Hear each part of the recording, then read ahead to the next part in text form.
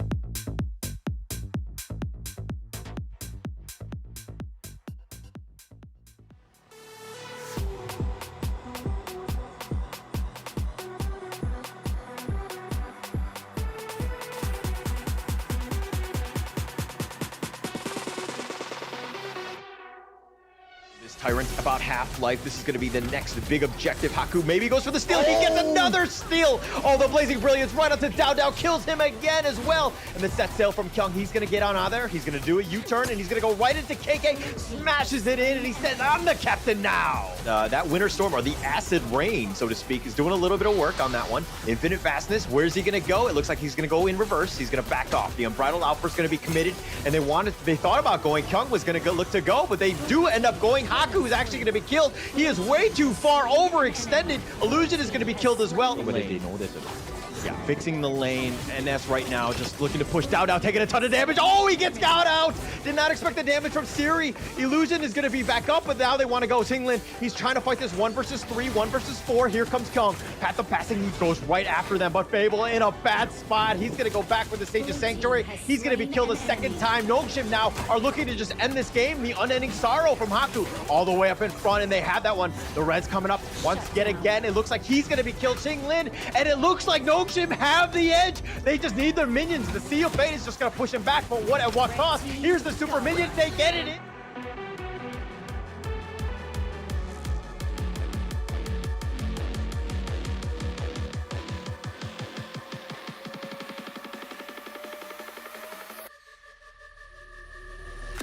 And Dao continuing to just go in, just so much damage, just goes in and out. He is like this nightmare. He is all over you, and he wants more. Ochik is going to be the next to fall. Holy. He just turns it on, not scared, and they're continuing on. Arashi's just next on that. Overdive at this point. T3 on the bot will secure the Baron base. Yeah, they've taken this out. They've taken them all. They want to go in. Dao just going in, sniping him out, getting out without a scar. ASD is going to be down, and they've got the Blazing Brilliance, the Death and Sunset just burning everyone up. Arashi.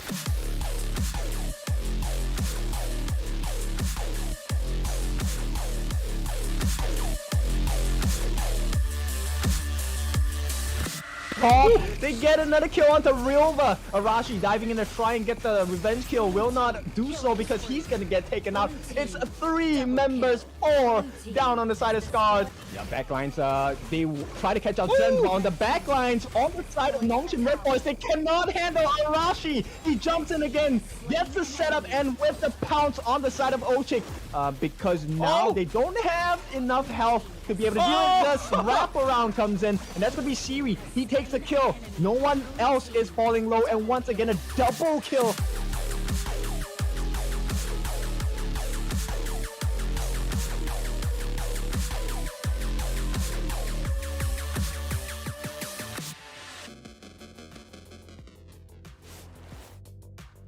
How's it going, everybody? Welcome to the 2024 Honor of Kings Championship America Play-Ins. I am Blam, and with me today is Hola. How are we feeling today, Hola?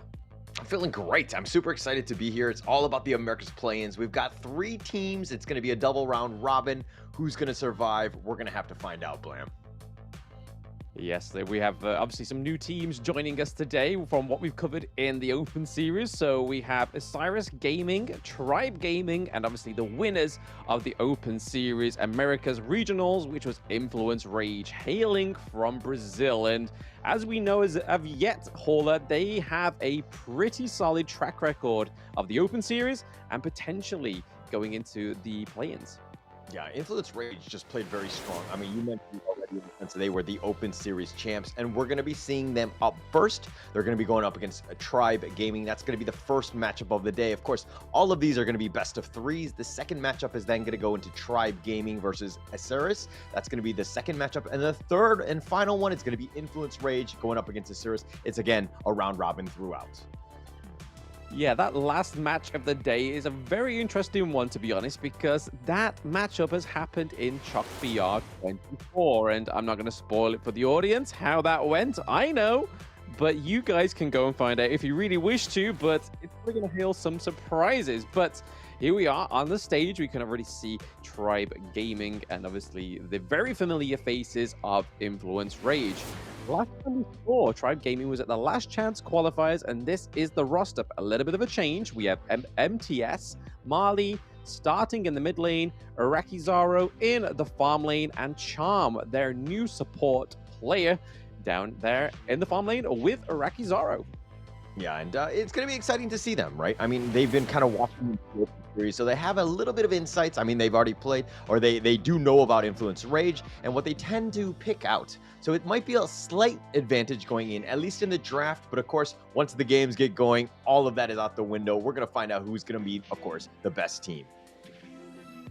Absolutely. I mean, their opponents are nothing to sort of just be like, hey, Tribe Gaming, a very established North American organization, and maybe be the Titans to face Influence Rage. But for those that didn't actually catch the Open Series, this is the roster. We have Sony, we have Raikou, we have Cozy, we have Petroni, and Villau in the support role. And these were your champions of the American Regionals of the Open Series Split 2. And my oh my, they went very far with an almost blemish-free run within the Open Series Split 2. They lost one game to STMN, but after that point, it was smooth sailing. Yeah, and we're hoping for a little bit of a more competitive league. I mean, don't get me wrong, the Pacific one yesterday was quite entertaining with Nongshim, but going into this one, Fearless Esports had just such a huge momentum swing. They had 2-0 the first day, and they were doing very well, and then by the time day 2 happened, it was the other teams really trying to play from behind and really couldn't stick it to it. Fearless Esports, congrats to them as they move on into the Honor of Kings Championship, but I'm hoping it's going to be this kind of like the same way, or slightly different and more competitive in that sense, that Influence Rage aren't able to do the same thing. Yeah, we'll have to wait and see, right? I mean, they may have scrimmed against these teams. They may have not. Both of these teams have been in Dubai for a little while now. So it'll be very interesting to see if they're able actually to have had some experience on the Gorge against these teams for themselves. Because, again, it's just going to enable them to have a little bit more exposure and see if they have what it takes to topple Influence Rage.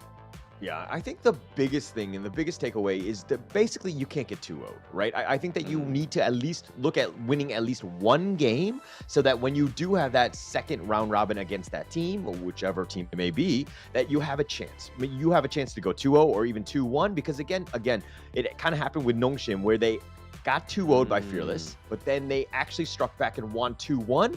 But because of the fact that they lost 2-0, they didn't really have much of a chance. Yeah, first day is always the most important, right? This is where you kind of get your foot through the door and maintain it. You kind of you lose the ability of someone to slam your foot into the hinge. It's like, hey, okay, they've got the clearly foots in. They're able to come into the VIP lounge. Going into day 2 is just maintaining that high, right? And I think that's the best thing for both of these teams is just making sure they have the best footing in today. Because, like you said, when we saw Nongshim yesterday, they did their absolute best to try and just have a great second day. But from when you're playing from behind, that's so much harder. Yeah, it's definitely harder. And I like the analogy that you made with the whole foot in the door thing and getting that stub, because that actually happened to me earlier today. It was painful. I don't want that going in today. I mean, it sucks that it happened on day 1, and I'll probably feel the effects of day 2. So like what you're saying and the fact that there is an after effect of it, it does happen as well. So what we're looking for really is on all the social medias is an update to that foot. Is it going to swell? Is it going to go down? Will it be absolutely fine? That's how it's going to predict how this day goes, really. But yeah, we are getting into the draft of Game 1. Tribe Gaming against Influence Rage. Very familiar bands on the board. We have the Zhongfei, Hugh Huan from Tribe Gaming, and then over to Influence Rage. They're banning out the Dachao and the Dolia. Yeah, but it looks like Tribe Gaming insta-picks the Ogren. They're going to let this one go. And we've kind of seen, I mean, don't get me wrong, it's one of the strongest heroes out there. But it looks like some teams are very comfortable playing against it. And it looks like Influence Rage are like kind of maybe almost baiting them. I mean, the Dachao isn't the most highly banned Phase 1 pick there. So banning it there is just like inviting them to pick it. Correct, yeah. I mean, we've saw Influence Rage go against the Ogren multiple times within the Open Series. They generally go for, obviously, the Zhuangzi, but they're looking to lock in the Sun Bin and go for the Lady Chen. Another great way to go against the Ogren is obviously burst damage, but one thing I actually missed out there was the Mai Shiranui obviously is able to surface in that first ban phase. So, again, Mai Shiranui for the most of the Open Series regionals, no matter which one it was always banned. So it's nice to see that coming into the play-ins is a lot different. Yeah, it's I mean, it's Tribe Gaming. I think they're happy with the Mai, definitely the Ogren, and just kind of rounding it out with that Kaiser to just kind of keep them tanky. Like I think that there were other teams, you know, throughout all the other play-ins where Mai was heavily focused, Ogren was heavily focused in terms of banning. So letting them go, I think Tribe Gaming are like, whoa, we have all of these, like a plethora of heroes, and it's kind of nice at this point. It's very nice at this point, but this is the one thing where I'm kind of scared right now is the fact that Influence Rage was able to pick up that Lady Chen, and we saw in that open series that this was a pick they picked 7 out of 8 games, right? So this is a huge hero for them, especially for Cozy in the mid lane. I'm pretty sure he even locked in a few MVPs on this hero, so this was probably the thing that we're really gunning for, right? But again, we get the Lung as well, another big pick for Influence Rage. Lung for actually surfacing 5 out of 8 games for Influence Rage in the open series. So hey, they've got some of those highly contested picks, and going into this one, it could be an issue for Tribe Gaming because from what we witnessed on the open series, Patroni, Cozy, very comfortable players on these heroes. Yeah, and they play very high, you know, at a very high level, and it's something that it's gonna be interesting seeing. But again, Tribe Gaming picked the Mai, and they're gonna just try to run at you, right? Wants to get onto the Lady Jeanne. I think the Soon Bean is gonna be super important, keeping that time flux so that everybody can kind of keep their distance and just have that speed boost. And it's gonna be super important. But looks like Influence Rage are gonna pick up that Charlotte. Your thoughts on that one, Blam? Again, another big pick for what they had in the open series in the American regions. It was between the Charlotte and the Byron that surfaced the most for their clash laner, Sunny. So again, he loves the aggressive heroes in that lane, able to kind of just play around your team. So if you go for a big engage, you know that Sony isn't always going to be there first. He's going to be there when he needs to arrive. He is the wizard of Influence Rage. But then, like to just go back onto the point of the Sunbin, this is going to be a great pick for Influence Rage for basically counter-engaging the likes of the Liempo, the Kaiser, and the Ogren. That huge silence going into a team fight could really sway how what would initially be a very strong team fight for Tribe Gaming or an engage. Influence Rage just completely tsunamiing over it as well. But it's going to be really interesting to see what to go for this last pick here. Leaving jungle for last is it like not the keenest part that you should be looking for. Yeah, but I mean, this is the ultimate trump card. You had last pick and you were setting it up. I mean, you knew Tribe Gaming was going to go with a Kaiser, but it looks like they're going to go with a Menki. Keep it tanky and keep it cute. Give him a tanky monkey. Again, we only saw the monkey come through for Influence Rage towards the end of the open series. So once they banned out the Hugh Huan, I knew that they weren't going to, Raikou wasn't going to get that Hugh Huan pick into the jungle. And then everything else after that point, jungle-wise, it was either Kaiser or Dune. So again, Kaiser already taken up, Dune already banned. So it looks like Tribe Gaming have done their homework, which is really nice to see when teams do their homework against their opponents and try and beat them in that BP phase. Yeah, and I mean, it's going to go in. I mean, I think going into this one, I kind of like both drafts. They're both very meta. They have, you know, hotly contested, like, I mean, decent lane matchups. Nobody's kind of outclassing one another. I think it really comes down to execution, and it's going to be super exciting going into this first matchup here. Absolutely, we can already see that the support heroes are already in that mid lane, just try and give a bit of an advantage here. Not quite the normal song and dance that we normally see when we see a Mai Shiranui come through. We normally see that the mage goes down into the bot lane, and then we see the likes of the Lady Sun going up to the mid lane to try and get a little bit more resources. But we know how resource heavy the Mai Shiranui needs to be. Very close there for Iraqi Zaro. Yeah, he had to actually expend the flash there, keeping himself alive. Charm had gone the long way around. He completely zoned out. Vilao was just kind of doing a ton of damage with those time bombs and just basic attacks. And so he kind of like had to scurry around. Iraqi is going to go all the way back to base. He's going to do the walk of shame, and it's going to take him some time to get any of this XP in that lane. Yeah, definitely should be labeled the walk of shame, right? Oh man, I've just been beaten.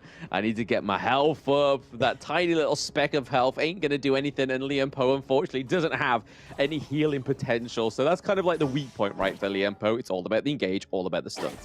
Yeah, super important. I mean, especially now. I mean, Petroni, the net worth, you just saw a glimpse of it, but he's already taking the lead. I mean, just pushing it out. You're losing XP, you're losing gold, you're losing so much, and it's just absolutely massive for him. So Vilao doing a great job. I mean, I know it's small things, and you're wondering why is he just throwing it out or why is he spending all his spells, but it's compounding into, you know, mistakes from the enemy team. And it looks like they're gonna go here. The bubble's doing some work, and it looks like the Invincible Warrior already committed. They're gonna go the Dream Roam, and they're gonna look to just take this. And Raikou actually gets first blood. He takes him out, and it looks like he's trying to go in for this one, but he walks into the heart of the enemy team. There are 4 members. The Conductor of Souls has already been committed. MTS is actually on the run. He does get to safety with that flash though. Yeah, that Destructive Dislodge was actually placed really nicely, right? We saw starting was having to use his flash out of there. We know that Mai Shiranori has the flash, the dash, but that Destructive Dislodge was placed right where she dashed. So a really great play there by Cozy, but okay, Petroni is just overextended a little bit there, but he's not going to get caught out by Charm. But that was a really good play by Influence Rage. They kind of baited it, they got the kill with the monkey, and then after that, it was pretty much history written. Yeah, and in the bottom lane, Meraki Zoro has actually had to recall a second time. Petroni had just zoned him out and did a lot of damage. You were talking about overextending, but it was kind of putting a little bit of pressure onto Iraqi, so he had to come back. And again, it just further compounds it. Petroni actually has a level lead. Yeah, from what we saw in the Open Series, Petroni had some fantastic just presence on the Gorge, right? Just be able to get that gold lead, get that experience a little bit ahead of his opponents in the lanes, or even just the team as a whole. But again, Petroni showing that it's true and tested, and he's able to do it. Yeah, definitely has it. And it looks like, okay, Tribe Gaming are a little, I would say almost on the defensive right now. I mean, not only the net worth is kind of showing that, but look at how, you know, Influence Rage are just pushing them out, kiting them away, throwing out these bubbles, just making it super uncomfortable to even just stand around in the lane. Yeah, I mean, we can kind of see, right, that Mali has no camps to take. Yes, we just saw that the one of the creep camps for the side of the blue team has just come up, but there was literally nothing for him to roam about or even try and get. So I think they're just trying to set up these lanes nicely to try and get the Tyrant coming up in 1 second. That's going to be super key for this one, right? Raikou's already starting this one out. Starting is going to make his way over. He's going to spot this one out. But again, I like it how Influence Rage have just expended so many resources. 4 members are there to ensure that they got that Tyrant. And now they're looking to do some damage. And Charm tries to flash away the burst ram and the flash in return. And Petroni gets the snipe out. What a beautiful snipe there by Petroni. It was pretty much written there for Charm, right? He was a little bit too lost in the source of the Tyrant picked. And right now, it looks like that T1 may actually get taken up here by Influence Rage. Having a fantastic 4 minutes so far, just trying to gain all that control of the map. Yeah, Petroni doing a great job. I mean, he's just zoning him away, and it all helped with Vilao. And, I mean, Iraqi Zoro is just, like, needing a little bit of support. He needs some time, needs some space in that bottom lane to get a little bit of farm. But now it kind of comes up to Tribe Gaming making some moves in the other lanes to potentially slow down the other ones to buy yourself some sort of farm. Yeah, I think this is kind of just showing now, Hauler, that this is why Influence Rage kind of just let them draft whatever they wanted to, because we've already seen right now that Cozy and Petroni on both of these heroes very comfortable, very dominant in their own lanes. Yeah, actually, that's really scary, going up against a team that can just be like, hey, I'll give you whatever you want, and I know what I'm going to get, and I'm still able to beat you. Like, my skill is just that on that level. Yeah, that's the thing that you don't want, right, is just knowing that they're comfortable. That's kind of like playing a mental game already to your opponents. It's like, hey, mate, you go for the Mai Shiranori. You get the Orgrim, but what's going on here in the bot lane? Oh, man, in the bottom lane, Infinite Vastness. He's going to get on out, but the bottom T1 was taken out. Iraqi Zoro is going to take that, but he is very low, so he does need to be a little bit careful here. Yes, everyone on the run. The Infinite Vastness was obviously used there for Petroni, so he can able to get out of there, but we've already seen a little bit of a control here into the mid lane. We have minion waves for the side of Influence Rage, looking to be quickly run down by the side of Tribe Gaming. I think it's just a game of cat and mouse right now. Yeah, game of cat and mouse. Got the steal with the smite. Raiku's going to fly away. Highest net worth, 4.8 at this point. Raikou is just making just some serious moves, taking over the enemy jungle and just making it very uncomfortable. Tribe Gaming.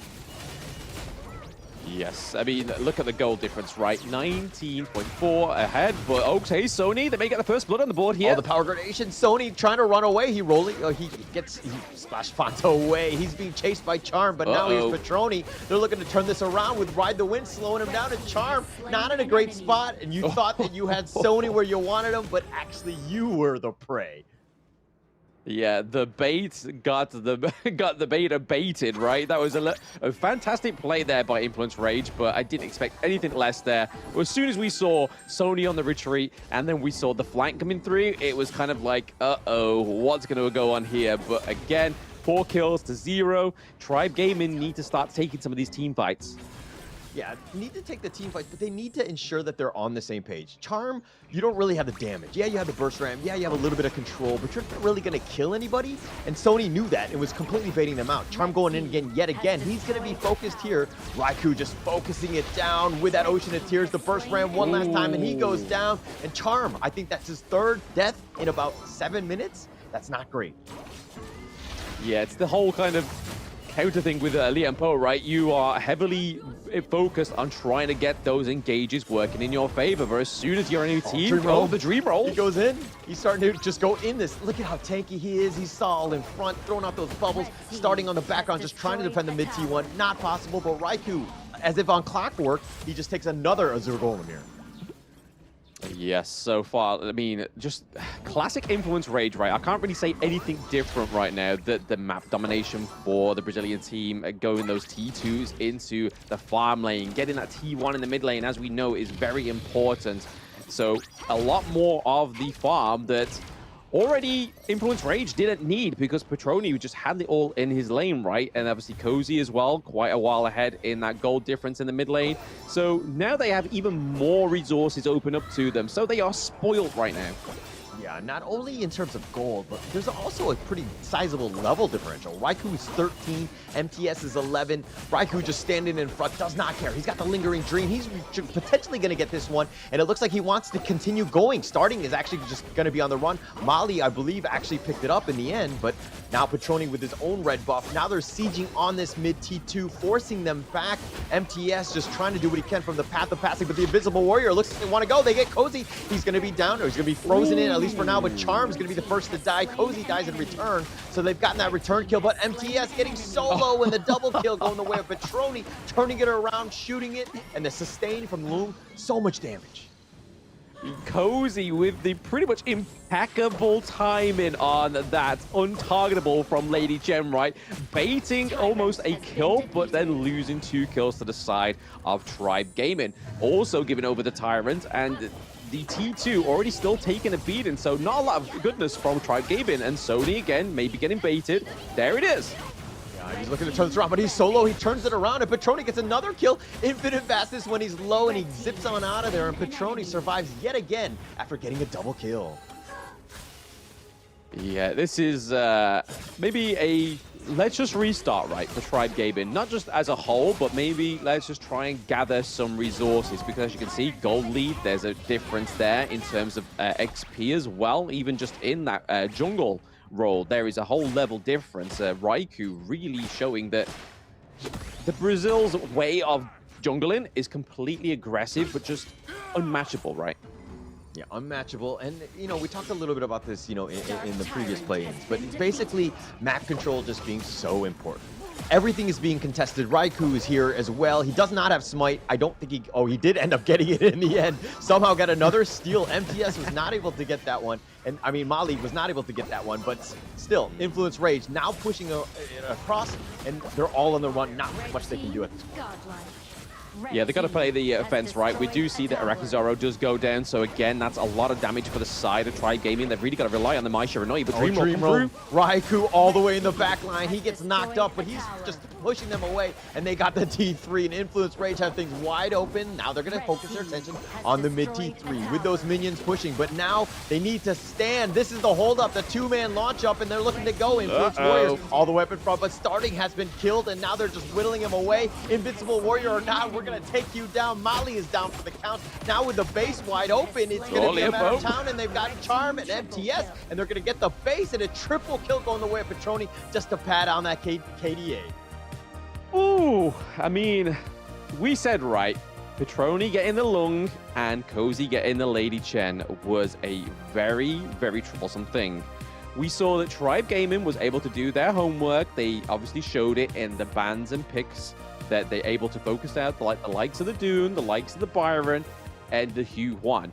But it just shows how great of a team roster Influence Rage has, right? They're not just counting on one person to get that pick. They all have very comfortable picks and big hero pools. Yeah, huge, absolutely huge. Just in terms of playstyle as well, just controlling the game. There was never a doubt. This is a very clinical game, and if you want to be like, hey, how do I get better, or how do we get our five stack to actually win? This is it, right? You take over, you get that net worth lead, and then you just control them throughout. They were just on point. On point, but yeah, it's very hard to see a Lady Sun, right, only have 1 kill, 2 deaths, and 6,000 gold. This is the hero that you're meant to be putting all the resources into, and this is where we kind of see where Tribe Gaming's draft isn't that good, because you've also got to try and put resources into Mai Shiranui, the Orgren, so you can get enough tankiness, right? And it looks like MTS wasn't actually going to go for the tanky Orgren build. He was going for more the attack damage, as you can see there from his only 2 completed full items, as well as his boots, right? But then you look over to the side of Influence Rage, Petroni, 9.9k gold. Pretty much 4 items already fully itemized. That's what you've got to do when you're going against the likes of Influence Rage. Yeah, and I mean, Petroni was 903. I mean, he had 24% of the hero damage on the team. I mean, just kind of took all the kills, I would say, that were set up by Cozy on the Lady Jeanne. Again, this is why Lady Jeanne is super strong, having the most 29% of the team hero damage, but 88k damage, especially in a game that was that short. That is actually quite a lot. It is definitely a lot, and you can kind of see it's split evenly there on the side of Influence Rage. There was quite a lot of damage coming from the Charlotte, from the Lung, from the Lady Jen as well, and then Menki was just basically there to dream roll in and be like, hey, you support me, I support you, I will set you up for victory. And that's what we saw for the majority of that last part of the game, was the dream rolls coming in really clutch. Speak of, there we go, first blood aimed by the dream roll, and then again a little bit lost in the source was Charm. No one else around him other than Araki Zaro, but he's not going to roll in knowing that his tank's already low. He's like, hey, I'm sorry, but we've got to cut our losses. Yeah, we have to cut our losses. I mean, Charm got cut out. I think he's going to watch this one and just kind of be like, hey, I did die a lot early, didn't put myself and my team in a good chance, a good opportunity to win this, but they were trying to go for some of the team fights, but at this point, Influence Rage just had so much damage, so many items, and that lead was just so much, bigger that they were just blowing people up. It was very difficult for Tribe Gaming to take any sort of fight, and that's why you always see them on the retreat. If anything, they were trying to hide under the tower, but again, Raikou don't care. Raiku's gonna go after you. Yeah, and knock knock, who? Raikou at your door, and it's not the kind of playstyle you want to be having, right? When you're Marley on the Kaiser. Kaiser is, yes, he's a tanky hero, but we've seen he can soak the damage, he can deal the damage, but he has to be very proactive with his roams. But looking here, Cozy getting MVP. I said it in the beginning of the day that Cozy scored quite a few MVPs with a Lady Chen, so letting this guy get this hero was a mistake in the BP phase. Yeah, but really, Petroni was 9-0-3, and I think had like close. I mean, didn't have 88k damage, but it was somewhat closer. And you're gonna give the okay, fine. I guess somebody is a Lady Jeanne main themselves, and they're like, that's the way to play it. I like it. I'm gonna pick with Cozy. Yeah, are they a Lady Jen main or are they a Cozy stan? Let's see how that develops. We'll have to get to the bottom of that one, right? But no, I think it is rightfully given, though, especially with those baits and those untargetable. But speaking of bait, we are going to bait you into a break before we get into Game 2 to see if Tribe Gaming can try and take a round from Influence Rage. Don't go anywhere.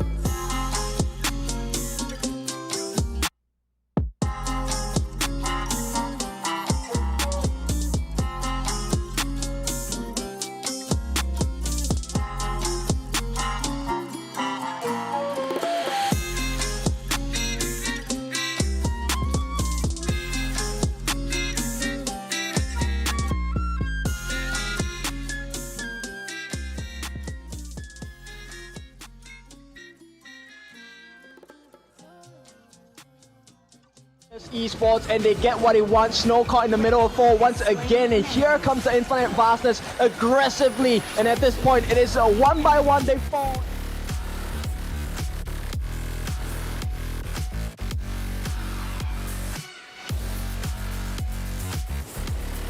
Duel to death. He kills Kakarot right away. He wants to go for more. He's chasing after them with the Rhino Rush jumps in once again, will not survive the fight. A Vanguard shoots, they fall, and it's Influence Rage.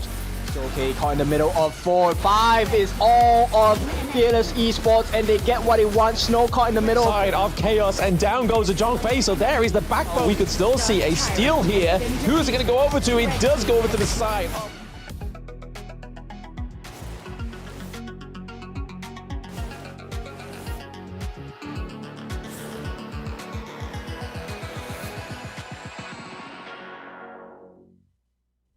The meteors that fell from Zephyr was a mysterious substance temporarily named Amber. In fields such as biomedicine, it may bring hope for post-disaster reconstruction. The possibility that they're still alive is practically zero. This is our only chance to save them.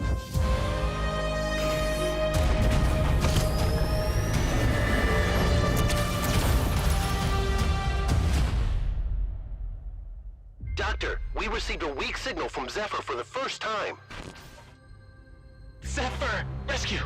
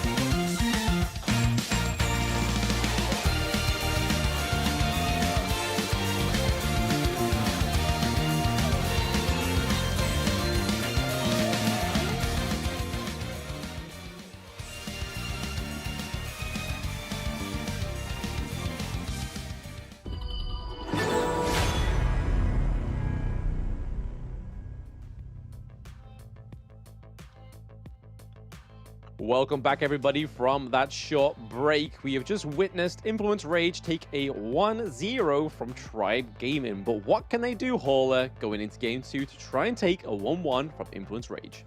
I think the first thing they need to do is just breathe, right? I think they need to calm things down and be like, whoa, that game, let's forget about it. It didn't happen. Let's put it out of our minds. I don't want to think about it right now because we don't have enough time to dissect what exactly went wrong in this one. But I think it's going to be super important for this one to kind of come in. I thought the draft was fine. The execution definitely needed some work, but they were pushed back from the first minute. Influence Rage just kind of exuding dominance and just kind of getting onto you, right? They need to, again, breathe, calm down, start from scratch here.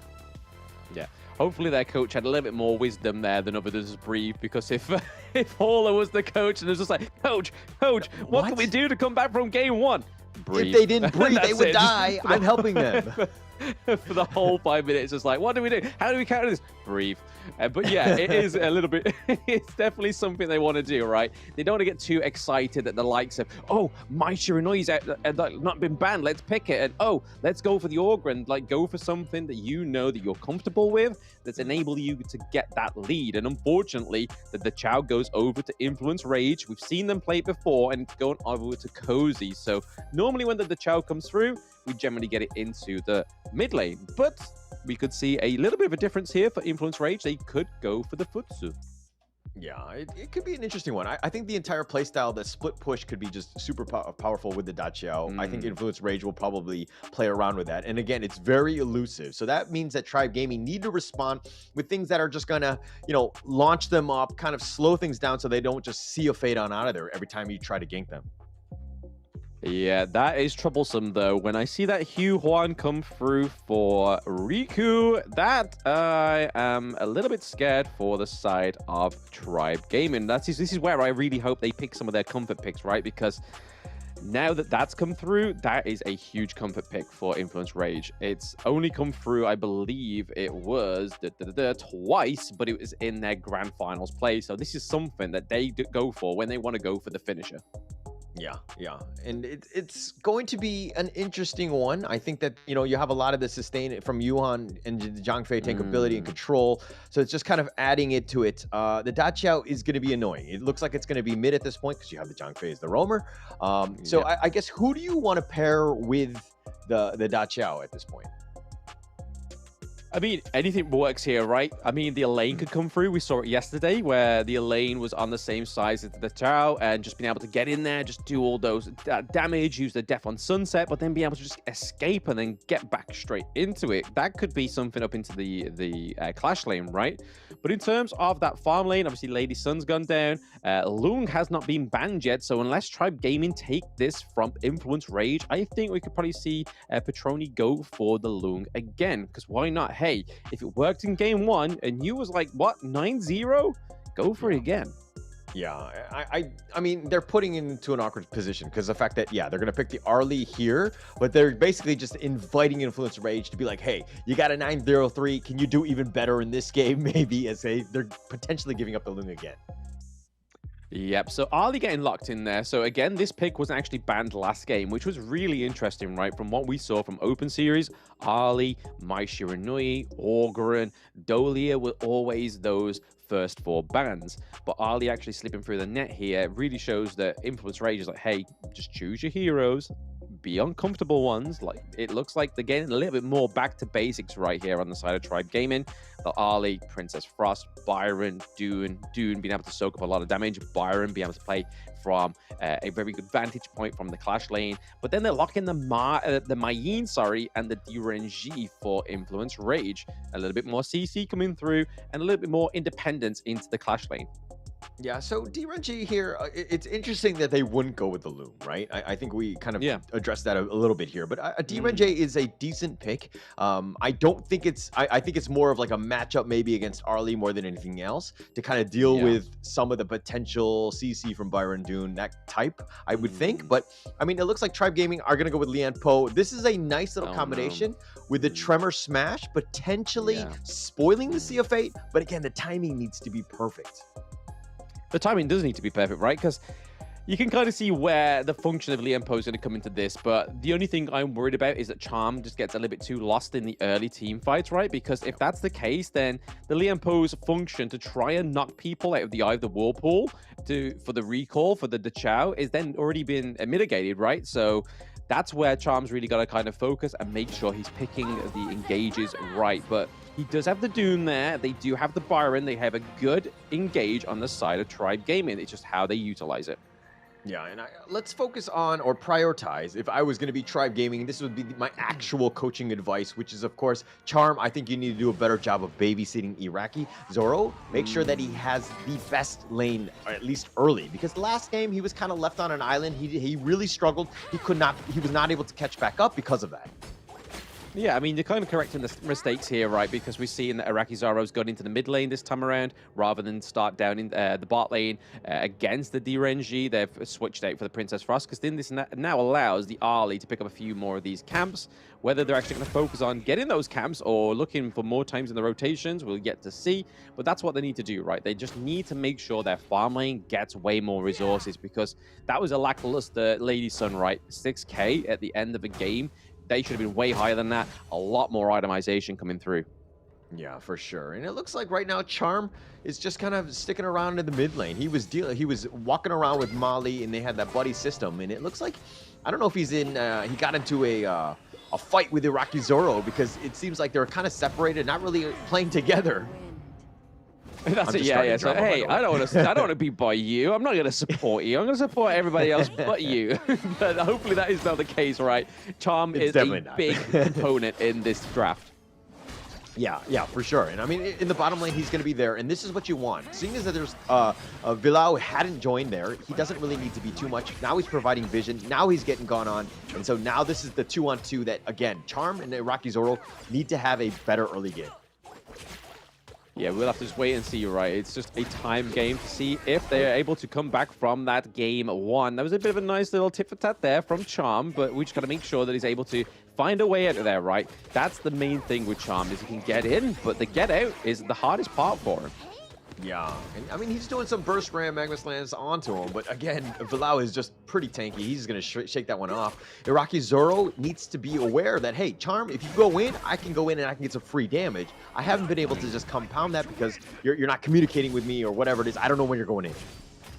Yeah, I mean, right now we can kind of see a very slow lead for the side of Iraqi Zoro, now just being neutralized by Petroni, so only a matter of time before that came through, stealing a little bit more gold from the side of Tribe Gaming, which is hopefully not something that's going to be a already established storyline, right? They just need to make sure they are getting their own resources and Petroni's not actually having a hand in the jar. Yeah, it's not first ram Mega Slam right onto Vilao, who's going to be pushed away, but it looks like Influence Rage want to take this. They're not going to give it away for free. The Unruly Blade forward, the Wind Slash a little off the mark, and I'm not entirely sure. I think Raikou did get it in the end, but First Blood is going to the way of Raikou as well. Mali is down, Vilao as well, and it looks like they're going to disengage. It's a 1-for-1. 1-for-1 trade, so better for Tribe Gaming already. They have a kill on the board. It hasn't taken them almost 6 to 7 minutes to get a kill on the board this time around. I felt like it was a little bit of a hesitant play there by Iraqi Zoro. He was just waiting for the right moment to take out the Zhang Fei because already was quite low. They were already pretty much in the thick of it before the Ali came through. But now that we see the Doomsday come over to the Ali, I can see that damage is going to just kind of it grew over time, right? And that's all we got to see from this early pick, is just make sure the damage comes through. Yeah. Speaking of damage, Iraqi Zoro taking a little bit from Petroni, who just ran up to him, is just scaring them away from that Firehawk in the bottom lane. But it looks like Influence Rage right now changing things up. They're being a little bit more aggressive. They're trying to steal whatever sort of farm they can. And I think that that's a pretty good start, considering they do, you know, they're only about 1K behind Influence Rage at this point. Yeah, not too far behind. The lanes have been set up here. There's no actual priority in either of these lanes for this Tyrant to be taken for either of these teams, so I can imagine this is going to be quite a little bit more of a brawly engage for the Tyrant. Not as immediate as it spawns, as you can see right now on the minimap. We can see that the Chao and the Hu1 are now rotating around there, that they have that lane priority in that mid lane. Hu1 already started that Tyrant and trying to just keep Mali off of the neutral objective. Yeah, Raikou will pick this one up and they'll just continue on. Didn't even actually commit the smite because it looks like they might go for the steal on this blue here. And it looks like Mali has to Unruly Blade on out of that one and Influence Rage, pushing them out, even stealing the blue. Hey, we all know how important the Azure Golem is, right? Especially when you are a mana-taxing hero for any other side of Tribe Gaming, but more specifically Mali, right? But hey, it's going to be super helpful if it goes over to Influence Rage, because that now means that DRNG is not going to worry about his cooldown reduction, his mana regen for quite some time. And he also has the extra damage from the Tyrant and obviously the lightning effect on his skills. Yeah, it has a bunch of damage. Plus, I mean, they can be aggressive because of the fact that, you know, oh, they're going to go in. Burst Ram, Mega Slam, just going out, just zoning them away. But again, the Sea of Fate just gets them out of there. Yeah, they got T1. They're looking to just reset, go around. A 1v1 goes over to the side of Influence Rage into the Clash lane. So again, Sony getting that one up on MTS. Yeah, that's a nice solo kill. That's going to turn into some sort of pressure on that top T1. We're going to have to see how much damage it has, or how much health, excuse me. But again, this is just super annoying. Cozy, again, just sticking with the top, but here's the replay. I mean, it kind of makes sense here, right? If you now look at Mayin's gold difference compared to MTS, that makes it really easily, it's like seeing why they were able to get that 1v1 in their favor. They are almost a K ahead. Yeah, 1K ahead. I mean, him himself, right? Sony against MTS is what? 1.1K by themselves in that top lane, right? So Sony is just doing an awesome job pushing it out in that top lane. Yeah, the only way they've got dominance in terms of the gold lead is in that mid lane, but hey, Oh, the Azure Golem, they've already got this one, and they want to cut more. Starting is down, and looks like Charm is on the run. Iraqi Zoro is going to be killed as well, and Sony just cleaning house at this point. They've gotten Mali. They're going to go in. Bilal, very aggressive, under the tower, but doesn't care. It sets up the triple kill for Sony. Yeah, he was going in for the triple kill, but also the recall there from the Chow, but he was also like, hey, you know what? I'm not too badly scratched, you know. I'll just go back on my own. And that was a big engage there from Influence Rage, obviously, like you said there. Sony picking up the triple kill. T1 looking like it's in trouble. Yeah, it's going to be in trouble here. Charm, all they can do is really watch at this point and starting. Both of them just trying to just stem the bleeding a little bit, slow it down. This net worth lead is about 5K already. Oof. Yeah, that's a slippery slope, right? I mean, and you can see it there. Hey, perfectly timed graph. Slippery slopes, it now appears, but here we are. Q1 stuck into their jungle. Yeah, and Raikou all the way up in front, playing that atrociously bad music. It's scaring them away. It's hurting my ears. They might be bleeding, and they're going to take the Crimson Golem. They're taking just everything. Because you're not a fan doesn't mean no one else can be a fan, Hauler. No. Everyone, we all have the same music taste as with me, okay? That music is terrible. We shall see. Yeah, but I mean, look at this. It's a 5K net worth lead. Sony just waiting in the wings. The Unruly Blade, it's just to go in, but Starting is taking so much damage. Sony says surprise and ends up killing Starting, blows him up, and might even get the steal. No, Mali does get that one. So that's a huge win. The Unruly Blade back to safety, and it looks like they're going to retreat. They traded Starting for that. Yeah, a bit of a lifeline there for the side of Tribe Gaming. They needed a bit of a neutral objective on their side. And I think as you're playing from behind right now, the Overlord's probably going to be a little bit more of a great utility, right? You're going to have the Vanguards come through. It's going to be a little bit harder to push, but it's not stopping Influence Rage here. Yeah, not stopping them. I mean, they're not scared. I mean, the Vanguards will eventually, they're spawning now, but like Bilal all the way up in front, but they've already got the bottom T3 and, you know, they're take the top T2 as well. I mean, they're just affronting from all angles. Yes, so far it looks like they are ahead. Almost 7K gold now for the side of Influence Rage, and they're up by one neutral objective, which is even Stevens. But then we look over to the turret games, right? 6 turrets to nil point from the side of Tribe Gaming. So we can already see that there is little macro, but also little control that they have on the Gorge right now. Yeah, I mean, that's 7K. Oh, they're going to be going on the flashback, and he's not. Oh, he does die in the end. Cozy's going to pick him up, just barely getting him. But again, this is a 7K net worth lead, right? That's like the equivalent of Petroni, who's about 7K, just waiting in the fountain, not doing anything. They could fight this 4 versus 5, and then you have an even fight. It's an investment, right? It's an investment for Petroni so far, and stocks is looking high as we see them go onto this T3 into the Clash lane. A bit of a fight main shoe. Oh, Sony going in. He's not scared. He throws out some whatevers, but that T3's taking a lot of damage, and it looks like he's in a bad spot. Mali going in. Where was the rest of the team? All of them had run off, and it looks like Influence Rage are going to just deal with this mid lane now. Yeah, it looked like a little bit of a miscommunication, right? Marley was like, I'm in, lads. Do something. And it's like, hey, we're back getting resources, bro. We need help. Guys, friends, where are you guys at? See you fade on out of there. I mean, that's going to slow things down, if anything. Oh, the nice little launch up with the Whirlpool. They called him back, but Raikou had actually been picked off already. And it looks like now Influence Rage will limp back with one member down. Yeah, I mean, at this point, right, we're into the 10-minute mark. Limping is not what you want to do. You want to be trying to get some sort of lead for yourself. But when you are one high ground turret just remaining, what can you do? We see a little bit of a aggressive play there by Iraqi Zaro, just trying to kind of say, hey, look, I'm not out yet. I'm still going to do damage, boss. Keep me in, coach. Yeah, they want to stay in. They want to try to find things. But again, like, Influence Rage is not giving them anything. There's no space. They have to react to whatever, you know, Influence Rage are doing. And look at, they've just been completely shuttled back, you know, just scurry them back into their own base because there's really not much else they can do. Yeah, I mean, that was a bit of a scary formation, right? They were all clumped together, and they have, like, the AoE from the Hugh Huan there would have been absolutely just god awful for them, right? They would have had the Zhang Fei just be able to use the Unbridled Outburst. There would have been a lot of CC coming through. There would have been a lot of control on the side of Influence Rage if they decided to take it, but the neutral objective was looking a little bit more shiny for the side of Influence Rage, which I don't blame them. A little bit more gold, a little bit more damage going into this 12-minute mark. Yeah, I mean, just added on, right? Just take all the big objectives, push things along, all the creeps, all the lanes had been fixed, so to speak, for Influence Rage, just being pushed along.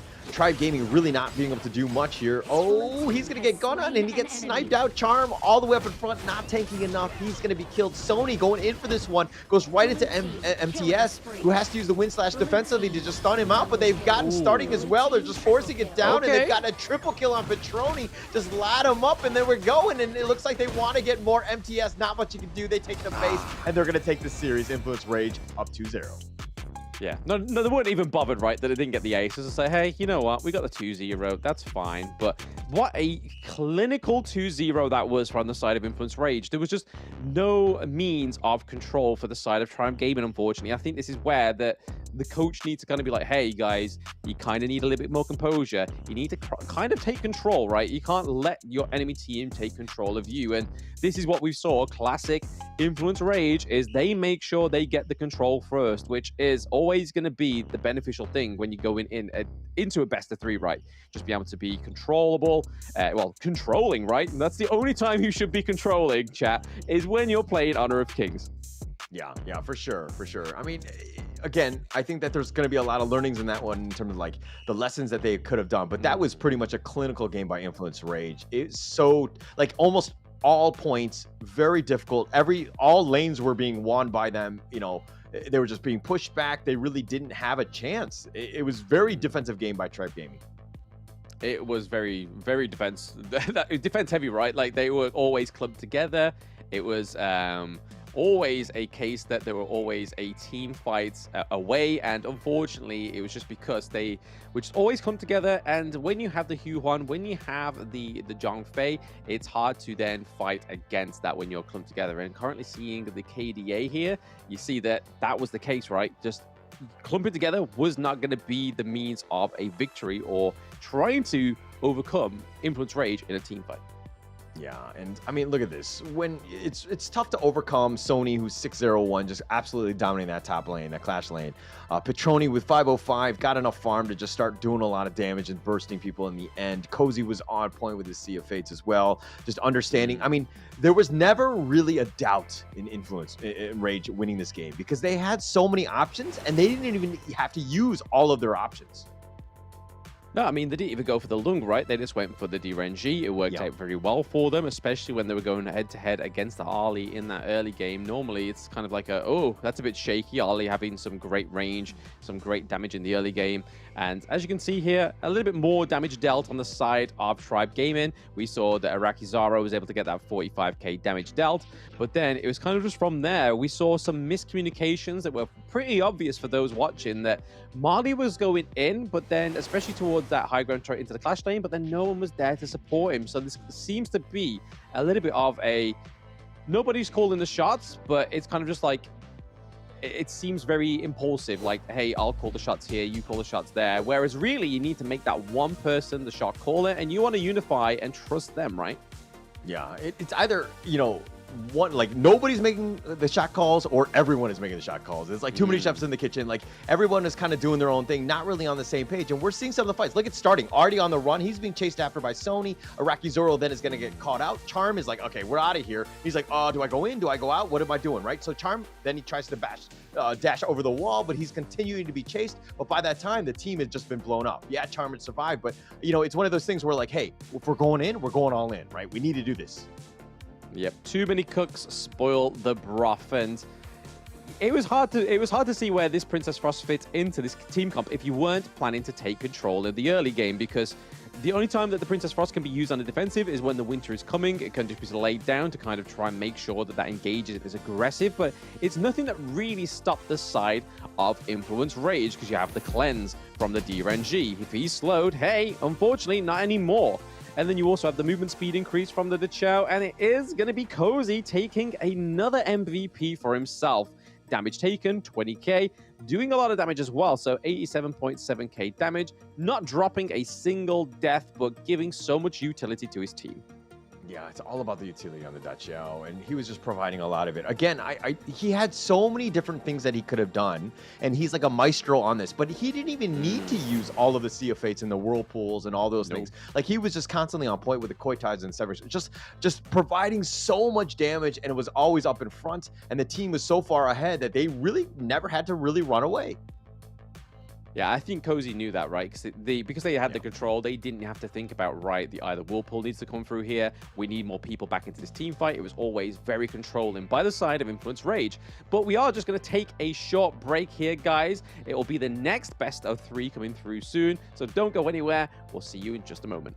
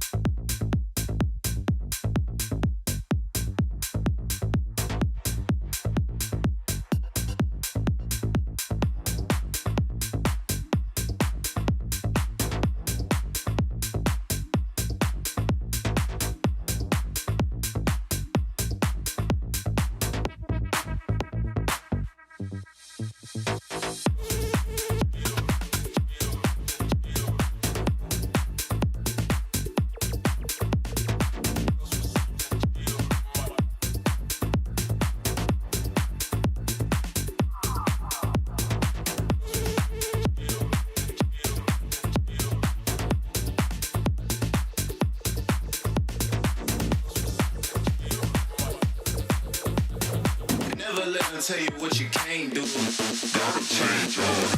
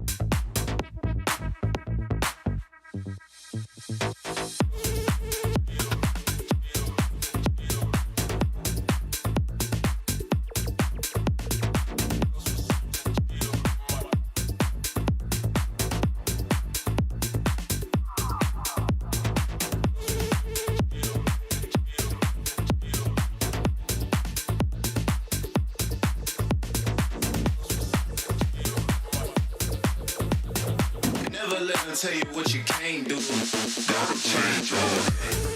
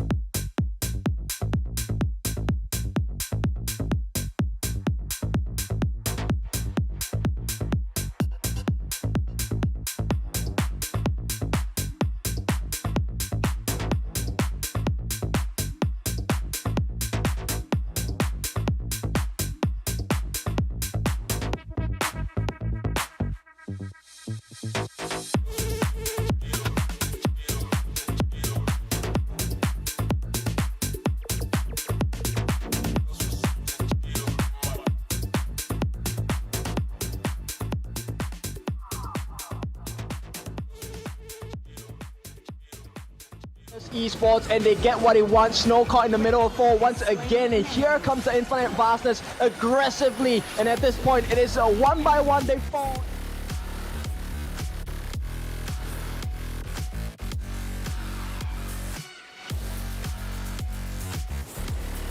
Duel of death. He kills Kakarot right away. He wants to go for more. He's chasing after them with the Rhino Rush jumps in once again, will not survive the fight. A Vanguard, Suits, they fall, and it's Influence Rage.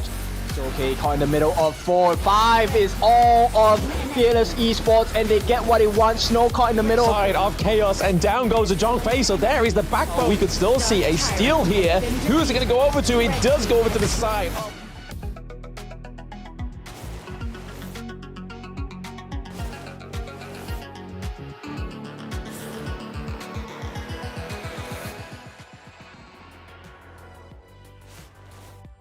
Hello everybody and welcome back to the 2024 Honor of Kings Championship play-ins. Today you have myself, Blam, and with me is Hauler. We are going to be getting onto the second match of the day, which is going to be Tribe Gaming trying to get a redemption against Osiris.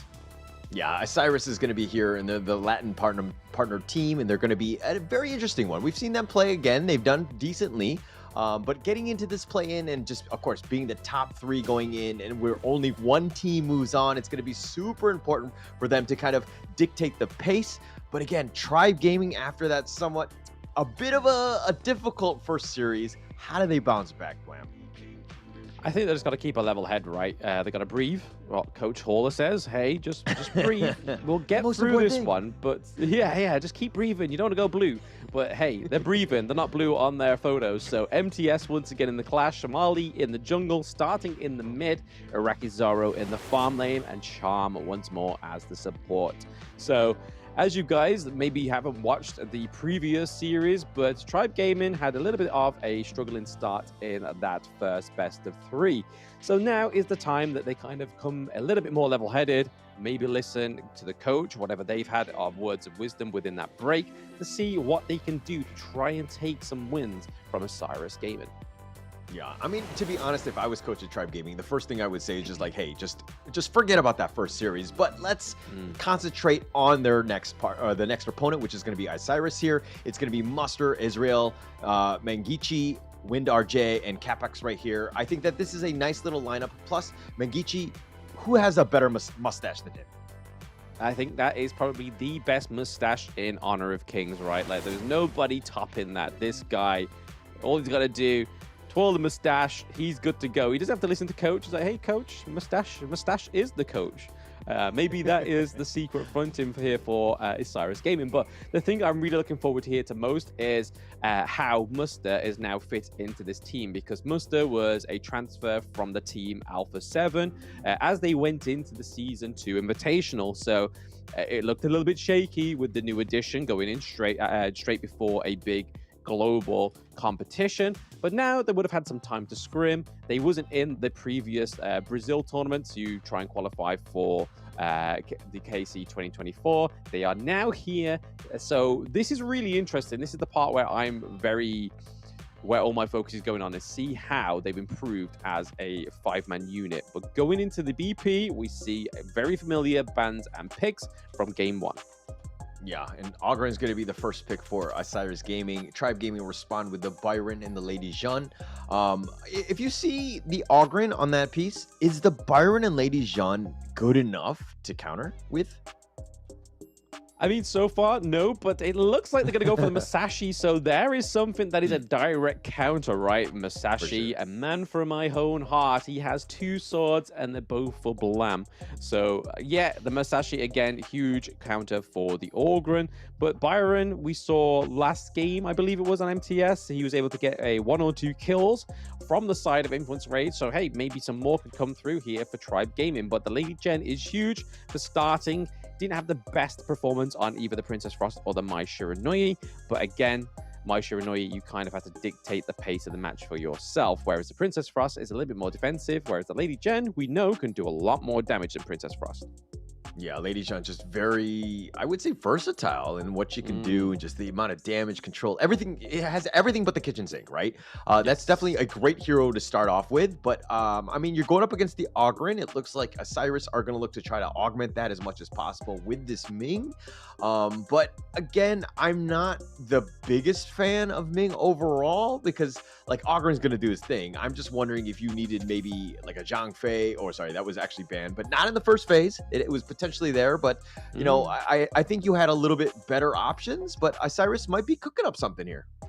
Yeah, no, I could see that Liam Poe pick coming from a mile away, because I mean they've done it for 2 times in a row right now, and they're going to go for it again because they're against the Ogren. But what is really interesting is the Ming and Erin pick. We haven't seen Erin come up for like what seems like years. It's been out for months, but it seems like years before this hero has even been picked. What are Osiris Gaming cooking here, Hauler? With the Ming, Erin, this could be something beautiful. It could be something beautiful. I mean, there are very 2 good-looking heroes, let's be honest. But going into this one, I think that is a nice little combination. Plus, you have a third very good-looking. I mean, they're all good-looking on this team, let's be honest. Heinuo kind of rounded out that draft. But again, my only concern is that, you know, this Musashi, if they get on you, how are you going to deal with this? Because everyone from Osiris kind of on the squishier side. Yeah, it looks like the Hino pick's going to be in the jungle, right? Because now the Orgrim was the flex pick at the beginning, which is why I always love when teams go for the Orgrim first. It could be flexed into the jungle. It could then be in the Clash. And then once you've got it against the Clash, the wave clear potential of the Orgrim up into a lane is very strong. They just don't want to make the mistake that Tribe Gaming did in the first game of the day, where they kind of went for more attack damage rather than being tanky. So we could be seeing the Hino into the jungle there, which could be huge. We know it's a staple pick, especially within the Chuck BR scene as well. VKS Danny loves to play this hero, and it's currently being played by Osiris, so it's going to be really interesting to see how they cook this Hino into the mix. Yeah, I think it's going to be the biggest one, right? Just kind of, is he able to keep on pace with the Musashi? Is he able to just kind of be that nuisance? Because once Musashi gets that farm, it's going to be super scary for them to kind of take any sort of farm. Because, yeah, you can Fate Rewind, but then Musashi's like, all right, great, more damage. I'm just going to continue on. I'm going to get extreme speed on top of you and duel you to the death. Yeah, I mean, it could be one way of countering the Hino, right? But it's going to mean that Tribe Gaming, from what we've seen historically within this play-ins right now, they haven't been able to control that early game. But if they're able to gain control in this match, I think we could see a really good thing for Tribe Gaming in this game 1. Okay, all right. It looks like the teams are set to go. This is, of course, going to be the second match of the day, game number 1. Can Tribe Gaming bounce back and hopefully stick it to Osiris here? Yeah, I mean, they've got to do something right. This is day 1. They need to kind of get some wins on the board just so they can kind of try and reform in day 2, right? So try and gain some more momentum going into day 2, because day 1 super important. But right now we're seeing that Tribe starting is looking to try and take some of those side lanes from the side creeps from the side of Osiris, but so far no brawl yet. We're seeing the Hino go into the mid lane here as well, just trying to farm up. Obviously, again, it's going to be more useful for the Hino to get some more farm than it is the Princess Frost. Yeah, Mengichi just kind of will happily defer a little bit. Just get those, because as real, once he gets those the items and start doing a lot of magic damage, those scepters really start to hurt and kind of just zone people away, and it becomes super annoying to deal with. So that's going to be an interesting one. But again, you know, he's going to have to keep on pace with Mali, who seems to be doing quite okay in terms of his own farm. But again, in this mid lane, it looks like Mali thought about going, but they're going to back off here. Yeah, I think it's a little bit too early to fight. Even though level 4 is here, obviously Duel to the Death is available for the Musashi, and obviously Fate Rewind is available for Hino. So again, a little bit too early for a engage. I think fighting before the Tyrant really kind of makes it a little bit overconfident, right? You've got to be super duper sure that you're going to be able to take these fights before the Tyrant, because if you do, and if you try and take these fights and you lose, that's a lot of gold that you're going to be missing out. Yeah, it's going to be actually quite a bit. I mean, it's still 2 minutes in. We actually saw Mengichi kind of make that rotation into the top lane. Charm, ooh, taking a decent amount of damage. Tried to get cute with that Magma Slam, but he took most of that damage. Yeah, definitely don't want to be getting hit too much by the Erin because she can hurt. Again, with this hero, you can go for attack damage, you could go AP as well, but it looks like so far the first item on the board is going to be an attack damage item for the Erin there. Hino trying to do a dual camp farm here. He wants to clock out faster, Hauler. He's like, hey, I've done my clearing in my jungle. I'm clocking out. I'm coming to the lanes. Okay, all right. I thought he was like clocking out of the game. I was like, no, dude, you gotta keep. You're farming. You gotta keep going. No, but okay, I got it. Makes a little bit of sense in terms of that getting that roam going. Definitely. Oh, the Bridge of Prison actually connecting on a charming and blown up. Mangichi says, let it go, let it go, let it go. That was some CC, right? It felt like he was there for quite some time. Even too long for Arakizaro to be like, hey, should I come and help you? You're pretty much stuck in the place for quite some time. Is this a done deal? Yeah, I mean, Charm just completely, stepping on the wrong spot. Did not expect Mangichi to just kind of hiding in those wings. So you got to be super careful, I mean, Charm, we talked about his positioning before. He's made some mistakes, and he made another one there. Yeah, no, you don't want to be too overextended, especially with the CC from the Princess Frost, and how well Mangichi rotates as well, right? Yeah, it's going to be super important, right? I mean, it's going to dictate a lot of things, but Ezreal invading the enemy jungle. He's in a bit of a duel with Mali, and he's kind of pushing him away. Ezreal just running away. Maybe he needs to Fate Rewind. Is he going to get out in time? He does. He goes 88 miles an hour. Yeah, that was a bit of a disruptive mechanic there, right, from Ezreal there. He's able to just go in there, cause a little bit of a stir, stop the farm up. Yes, you can kind of see that Masashi is XP ahead, but it kind of did its job. Oh, Israel actually got the steal. He got the smite. He's got the fast fingers, but he's in the heart of the enemy team. Whoa. Now they're going to go the Conductor of Soul, just blown up Molly, and they've got Charm is starting, and a double kill going, or triple kill going the way of Mustard. Woo! Mustard on this Ogren. This is nice. So far, so good. But again, a little bit more of an engage here. MTS had to be forced back into T1 safety, but great rotation there from the Clash lane of Osiris Gaming. Making his presence felt throughout. Mooster just going all the way from the top lane into the enemy jungle. That's the lower side, so he was definitely making moves. And I mean, he's just so fast with the path of passing. And Mooster, like, again, he's level 7 compared to MTS, which is again tied. But net worth wise, he's definitely got that advantage. Yeah, I mean, this was the thing that really highlighted Muster as a good player for me in the Season 1 Invitational, right? He had some fantastic macro knowledge. Like, he wasn't too happy he was sticking in his lane, right? He did his job in his lane, and then he was able to just be basically very confident to navigate the map on heroes like the Byron, like Mulan as well. But now he has the Ogren, like with the path of passing, he's just able to just create routes that weren't there before. Yeah. I mean, he plays the Ogren to the team. He's doing quite well. He's 3-0-0, making an impact across. I mean, getting that triple really helps him out. Now MTS is in a bit of a tough spot. He's like, I actually don't want to lane against him. And MTS actually goes to the bottom lane. Yeah. So can someone else just take my 1v1 matchup for me? Is that okay? Yeah, I'm not going to have any piece of that one. And I think Osiris Gaming got the other blue again. So, Mali right now is struggling, not able to find the buffs, not able to find any farm. And now the mid T1 is getting pushed in, a little bit less space to work with. Yeah, I mean, it's a little bit crucial for the side of the Masashi, right? The extra cooldown reduction from those Azure Golems is pretty fatal for losing it, right? Because, yes, we can get the cooldown reduction boot, but losing that Azure Golem is going to mean that you've got to wait that extra little second. And in Honor of Kings, a second seems like a lifetime. Yeah, especially in the early phase. Oh, they're going to look to go for this one. And they have Israel. They knock him up with a nice Tremor Smash. That's going to connect. But do they have the follow-up? No, Mali's going to be the first to fall. And they did get Mangichi and Capax in return. And it looks like they did pretty decently on that one. Wow, there we go. A 3-1 trade for Tribe Gaming. They are not out yet. The Tribe is still smashing that drum. But that was a really good play there for the side of Tribe Gaming. They was able to capitalize. And it seemed like Charm was in the right place at the right time. Yeah, I mean, he actually played it really, really well. Like, he went went to the limits, got nice little stuns to set up the rest of the team, and he survived. That's the biggest thing. Could he have gone back in one more time? Yeah, he was on the low side, but nonetheless, he already set it up, so he did his job. Yeah, the thing we got to watch out here for, though, I think, is the Direnji, right? He's falling heavily behind with that gold lead compared to WindRG on the side of Osiris Gaming. Oh, the burst ram actually just barely missed out Muster. Muster uses the healing do, and it looks like they're going to look to turn this around. Tribal Gaming decide to just book it and run.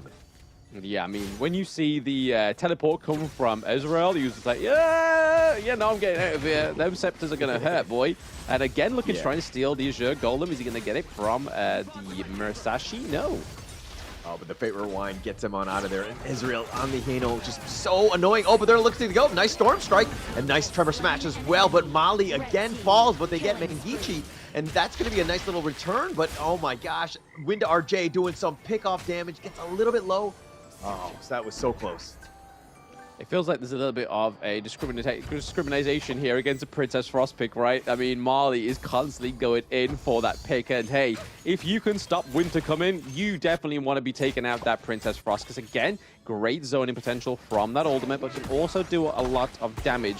Yes, Mengichi only has about one full itemization, which is the Venomous Staff to kind of counter any kind of healing on the side of Tribe Gaming, but so far, it's looking a little bit more closer here in this game one. All Tribe Gaming need to do is try and take some of these turrets.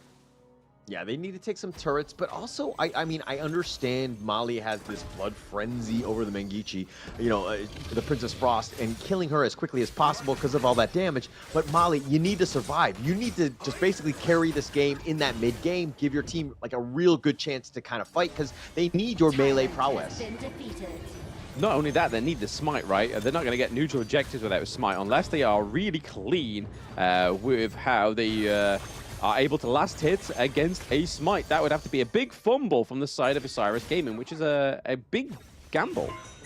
Yeah, for sure. And it could be awkward because Israel has been on point in terms of jungling. Look at those scepters, just sending everyone away. He's so greedy with these Azure Golems, taking them all out. The burst ram on the backside, and Muster got the kill on the starting. The Fate Rewind, and he zips on out of there, and you can just call that one bait.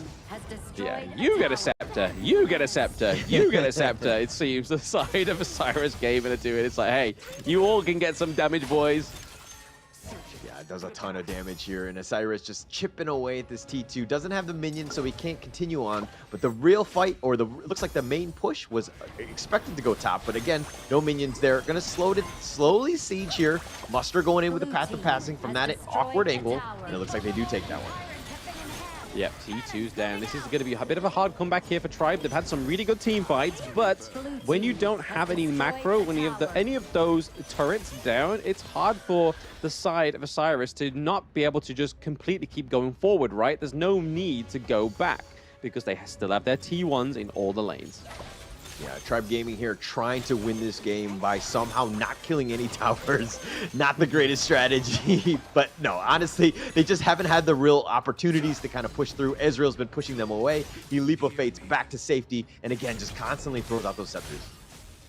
Yeah, one whole level ahead of the Masashi as well, which is pretty huge. It's been a bit of a disparity here, so I think Marley just needs to be a little bit faster and a bit more conscientious with the acquisition of these resources, right? He just needs to keep maintaining the pace of the enemy jungle, but I suppose that comes as a privilege when they don't have to think about these lanes.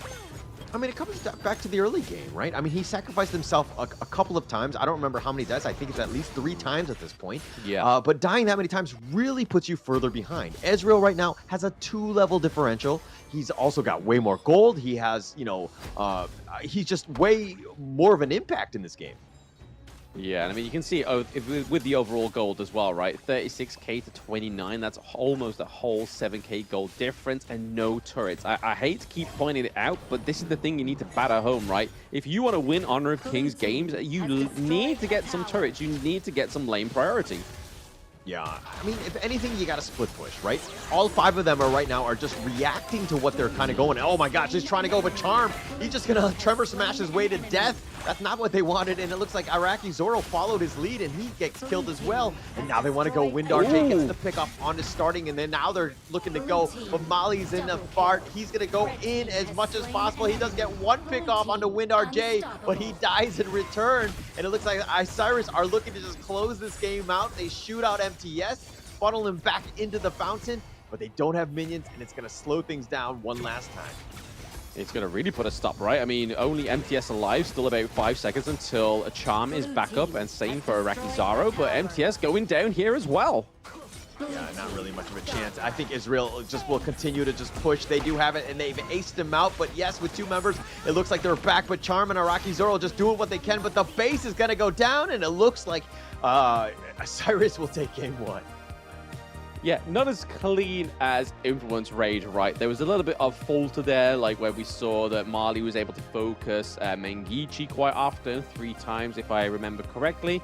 But then also the fact that they had the control, but there was very confident, a little bit overconfident on the side of Osiris Gaming, it seemed, right? It wasn't the most sort of like, hey, we've got control, and then they kind of just manhandled it. It was kind of like, hey, we got control, we're going to try and finesse you. Yeah. I mean, it was tough, right? Like I think that they were there was a bit of a, I don't want to say skill gap, but definitely in terms of teamwork and coordination, Osiris were on the same page, pushing things when they needed to have done. And Tribe Gaming, again, just very reactive to what was happening, and that's generally speaking a losing game. Yeah, that's the problem, right? When you're only playing on a reactive footing, it's kind of like, hey, is that the right way we need to go in terms of fighting this? But it didn't seem like it. It was kind of just like they needed more presence in these lanes. Like the reaction to the team fights, Charm taking some really good Tremor Smashes, amazing, but it's just all about trying to get some more of those objectives. And it's all about them, right? But let's talk a little bit about these KDAs. Molly dying 4 times and only having 1 assist, not really the greatest of game and not what you want from your jungler. Because again, you were talking about it. You pointed out correctly in the sense that almost every big objective, Molly was off the map or he didn't have his smite ready or whatever it was. He was never really able to contest. And that's just a free game for Israel. I mean, he had 9,000 net worth. Because of that, he was 1-0-10, just making an impact. Yeah, it's kind of like the point. It was just a small little point of concession, right? It was just like, hey, well, I killed somebody, like as if it was like a good thing. But the whole point of getting kills on the board is what you do after that. And when your jungler's the one that's gone down for a 1 trade against the enemy mid lane, it's kind of like, hey, bro, yeah, you got to kill, but what are we going to do without you? Yeah, not really much you can do here. I mean, Osiris here, Muster with 64k hero damage, Israel with 74. He was such a beast with those scepters. Super annoying. Anytime you see a Hano on the enemy team and he's doing things that he's doing in terms of like the net worth and just throwing out those scepters and just doing so much damage, it's so annoying to deal with because you jump on him and then he just fate rewinds and you're like, oh crap, now we got to do it again. Yeah, it's like, hey, every little scratch you've done onto the high note has now just been completely reset. So all the efforts, we've almost got him, lads. We've got him pinned down. And you can kind of see it here. It's like, oh, we got him knocked up as well. And it's kind of like, hey, oh, no, he's recalled. He's got all his health back. Yeah, and this is the one good fight by Tribe Gaming where, you know, Charm did decently. He set it up for the rest of the team, and they got a triple kill on that one. Just that was like the biggest chance, but they didn't really get any objectives out of it. I mean, you were pointing it out almost the entire game with the fact that, you know, Tribe Gaming didn't have a single tower, right? Getting that tower provides a lot of space. You have a lot of room to move at this point, and you know it pushes the enemy team back, and it's got to be super important. You got to understand that, hey, if you win a team fight, you got to get something out of it. Yeah, well, I mean, we always beat home in these matches, right? That obviously mid lane is very important. That's T1. But hey, any turret at this point should be important for the side of Tribe Gaming. They need to get some on the board, but rightfully so. Ezreal getting that MVP, true dominance in that jungle, right? 79k damage taken, 74 dealt, but then also not dying at all. Really showing a great performance on the high note. Yeah, I love it because most MVPs, the damage is obviously much higher than the damage taken, and they take very little, if anything. But that again just shows you just how upfront he was. He was providing the vision, and he was just taking all the damage that you're throwing at him. I mean, he was just super annoying to deal with. Ezreal really well-deserved MVP. Yes, absolutely. The damage dealt, damage taken, but also just being quite like a bit of a composer, right? In his own sense, that basically controlling where his team was going, the objectives that he was stealing. But what we are going to steal from you guys is just a quick bit of time. We get a little bit of a break before we get into game 2 between Tribe Gaming and Osiris Gaming. See you soon.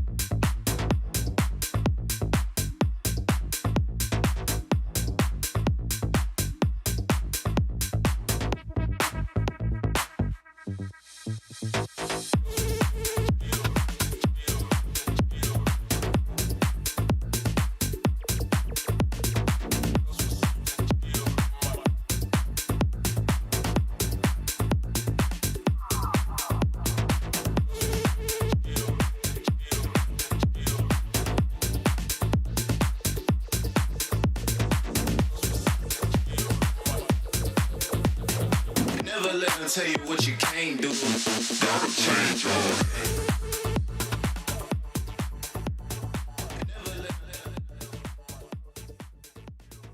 Welcome back to Match 2 of the Honor of Kings Championship 2024. We're in the Americas play-in, and of course, Osiris just took Game 1 over Tribe Gaming. My name is Holler, and with me is Blam. Okay, Tribe Gaming, what do they need to do? How do they get into their win column here? Well, I mean, they need to take some turrets, right? We were battering this home earlier on, especially in the game, but then also of the post-game analytics. But that's where this kind of victory needs to lie, right? Because if it's not for any kind of turret takedowns or any lane dominance, then you can't really try, you can't even think that you'll be able to get into that late game, right? Like, if you have none of those side lanes, if you have no, like, the T1 in the mid lane, coming back from a good team fight, like maybe in the 6 to 10 minute mark, maybe, you're able to then actually try and steamroll the lane, try and get to the high ground turrets, try and force your enemies a little bit more further into their jungle than they would like to be, so you can gain back some of your real estate, right? That's where Tribe Gaming seems to be faltering, not only just against Osiris Gaming, but also Influence Rage. It all seems to be too much team fight, not enough kind of like individual macro play. Yeah, and I do agree with that. I think that, you know, Osiris had a very, like, death ball-ish type of lineup, and it was tough to fight into, especially with that net worth lead. So Tribe Gaming, you need to think of other sort of strats, right? Is it split pushing? Is it trying to just be in the enemy jungle? But you need to figure out how to get some sort of farm, right? Obviously, taking those T1s opens up a little space in terms of getting into the enemy jungle for starters, but you need to figure something out. Yes, somebody might die if they're trying to go on the split push, but you have to try to force them to split up a little bit so that you might have a better chance elsewhere. Yeah, you also need sort of like a clear direction of who's going to be your captain, right? Like who's going to be making the shot calls, because there was a few points, not only in this series, but then in the previous series where it seems to be a bit of a struggle of communication. But hopefully that's laid to bed in this Game 2 against Osiris Gaming. Already taking the Hugh Horn off the table, and then the side of Osiris Gaming are taking the Mai Shiranui. Yeah, just, I mean, banning him out. The Dachau as well for Osiris just doesn't want to deal with that. I mean, you know, Osiris, again, it was the whole death ball lineup. If you've got the Dachau, that can kind of open things up in terms of a split push strat. They don't want to deal with that, right? They would just want this single isolated dude that's just going to be pushing in, and then we'll pick him off as they split push. And the Dachau, obviously with the strat of just teleporting out, it kind of avoids most of that. It does, yeah. And they do ban out the Zhong Fei this time as well, again, because they don't want to go up against it. So rather than locking it in for themselves, they've gone for the red side and the side of Tribe Gaming. So, hey, they could have probably banned something different here, like the Orgrin again, and then gone for the Zhong Fei and then whatever else they wanted to go for with their first two picks. But right now, the Orgrin's still up. They could go for Masashi for themselves this time around. They could go for Ali or even Lung, but they go for the Dolia, because again, that's not banned. Hey, may as well pick it. I mean, all of the, like, the main one, you mentioned them all, right? The, like, the Ogrin, the Musashi, the Dolia, these have just been very, like, high impact heroes, right? So Tribe Gaming are like, hey, we're gonna let you open up everything. You pick which one, and we have the right counter. We think it's gonna be Byron and Ogrin in this case. And Tribe Gaming, I think that this is, I mean, they got it in Game 1 in the last series. They're gonna pick it up here. Hopefully they have a little bit better of a success rate with it. Okay, so the Kaiser paired with the Dolia, that's a little bit more of a staple pick, right? This is pretty much when you first hear of Dolia in Team Comp, you're like, hey, that's going to be paired with the Kaiser. This is like the most infamous coupling, right? Having two invincible warriors in your arsenal. And then not only having that, you have now Destructive Deluge. You can have whatever the plural of deluges is. Is it is it just deluges? Is it got its own term? But now you've got two of them, right? That's better than one. For sure. But I'm not a huge fan of the, okay, I understand the Kaiser. You talk about the fact that it does have synergy with the Dolia, but at the end of the day, it's really like the Invincible Warrior ×2. Is that really enough just to be this tanky guy, right? Like, I feel like you still need damage. I would like, I kind of like the Dolia with like the Yuan, or that's been banned, or some other one that has like a really high impact alt, not just a tankier one. Yeah, true. But the good thing about the Kaiser, right, is you have now a stacked front line. And we've already seen here from Azrael that is able to farm very quickly, rotate very good. Yes, he was on the INO, so he has like the the dash over the wall. Kaiser doesn't quite have that, but again, you're still able to soak the damage, but also deal the damage. A good counter pick here for the side of Tribe Gaming is the Angela, because again, anti-tank mage is going to be good when it goes into these big engages. You just got to make sure that starting has the right positioning when he goes into these team fights. Yeah. It's gonna there's gonna be a lot onto starting. I think that just kind of setting it up. Yeah, maybe you get the blow up with the Chaos Cinder Blazing Brilliance combination. I like something to kind of help support that, because again, Angela very somewhat immobile, doesn't really like to move around.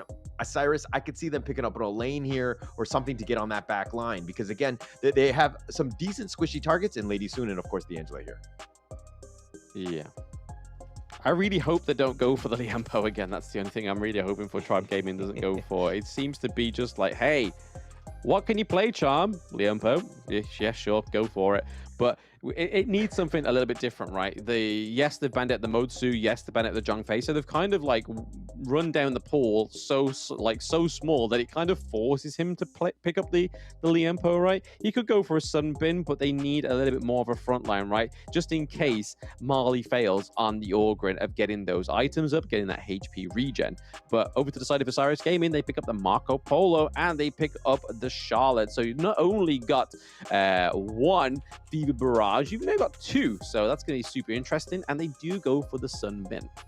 Okay, I'm okay with the Sunbin here. I think it helps just kind of accelerate, the Ogryn Pathopassing type, just like running into them, right? Plus you have some sort of speed to hopefully get out of the Fevered Barrage from the Marco Polo. So you have some options, right? It kind of sets it up, but now Charm, who generally likes to play tankier type of roamers, has to kind of change up his play style here and just be super, super defensive, have perfect positioning so that he can get those time fluxes off in every key team fight. Yeah, I mean, hopefully this is not going to be the same kind of plays that we saw from Charm on the Liampo, where he goes in a little bit too early, because again, like you said there, Holler, that those disruptive ultimates from the Sunbin could really make the difference of what could have been a really deadly engage from the side of Osiris Gaming into kind of like a kitty cat, right? Because they can silence, they can kind of stop the control that Osiris can have in these team fights. Yeah, that time lapse is going to be key, right? Just setting it up for when that fight really does go down.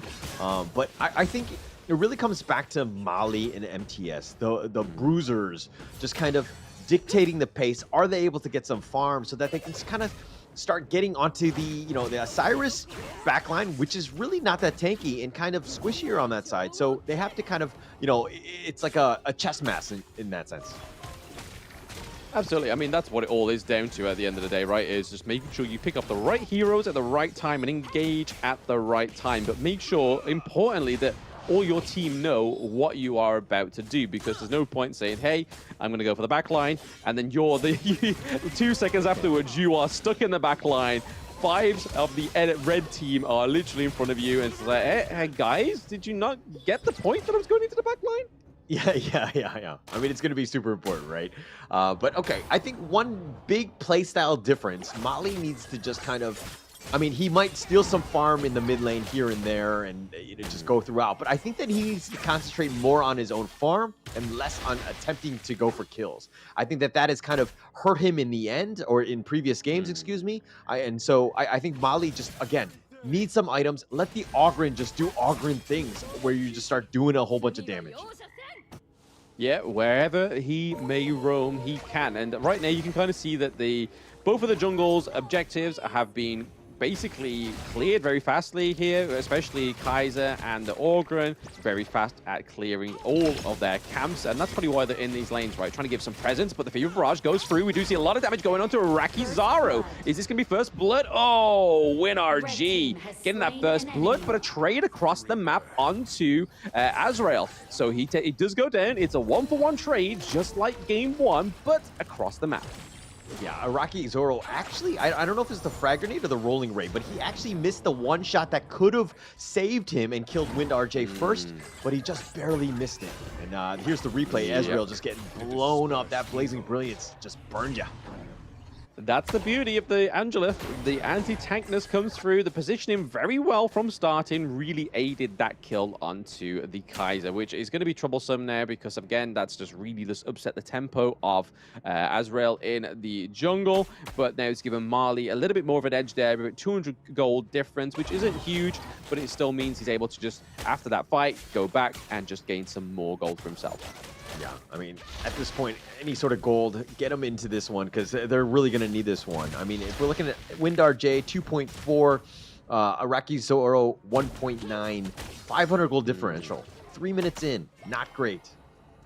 No, not great at all. But hey, maybe this will get neutralized at these next neutral objectives. Okay, Path of Passing going over to the wall. And Marley is now stuck onto Mingenshi. The Conductor of Souls comes through a little bit early there. He still gets the kill onto Mingenshi. And then the time-lapse comes through just to keep the side of Osiris from Tribe Gaming. So again, that was a nice pickup for Tribe Gaming. This is what we've been looking for, right?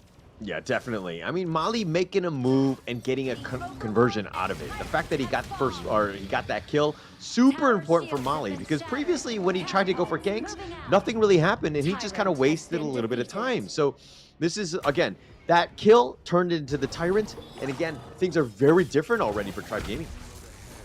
Very different here. MTS and Marley looking to push Muster, but now they may get met with Mengenshi and Ezreal. But again, the anti-tankness comes through from the Charlotte. Starting is way behind there and keeping himself positioned very nicely away from the Kaiser, so he can't get in. Invincible Warrior looks like it's already been procced as well, so he's got to be careful, but he does have the aid of the Celestial Melody if he needs it.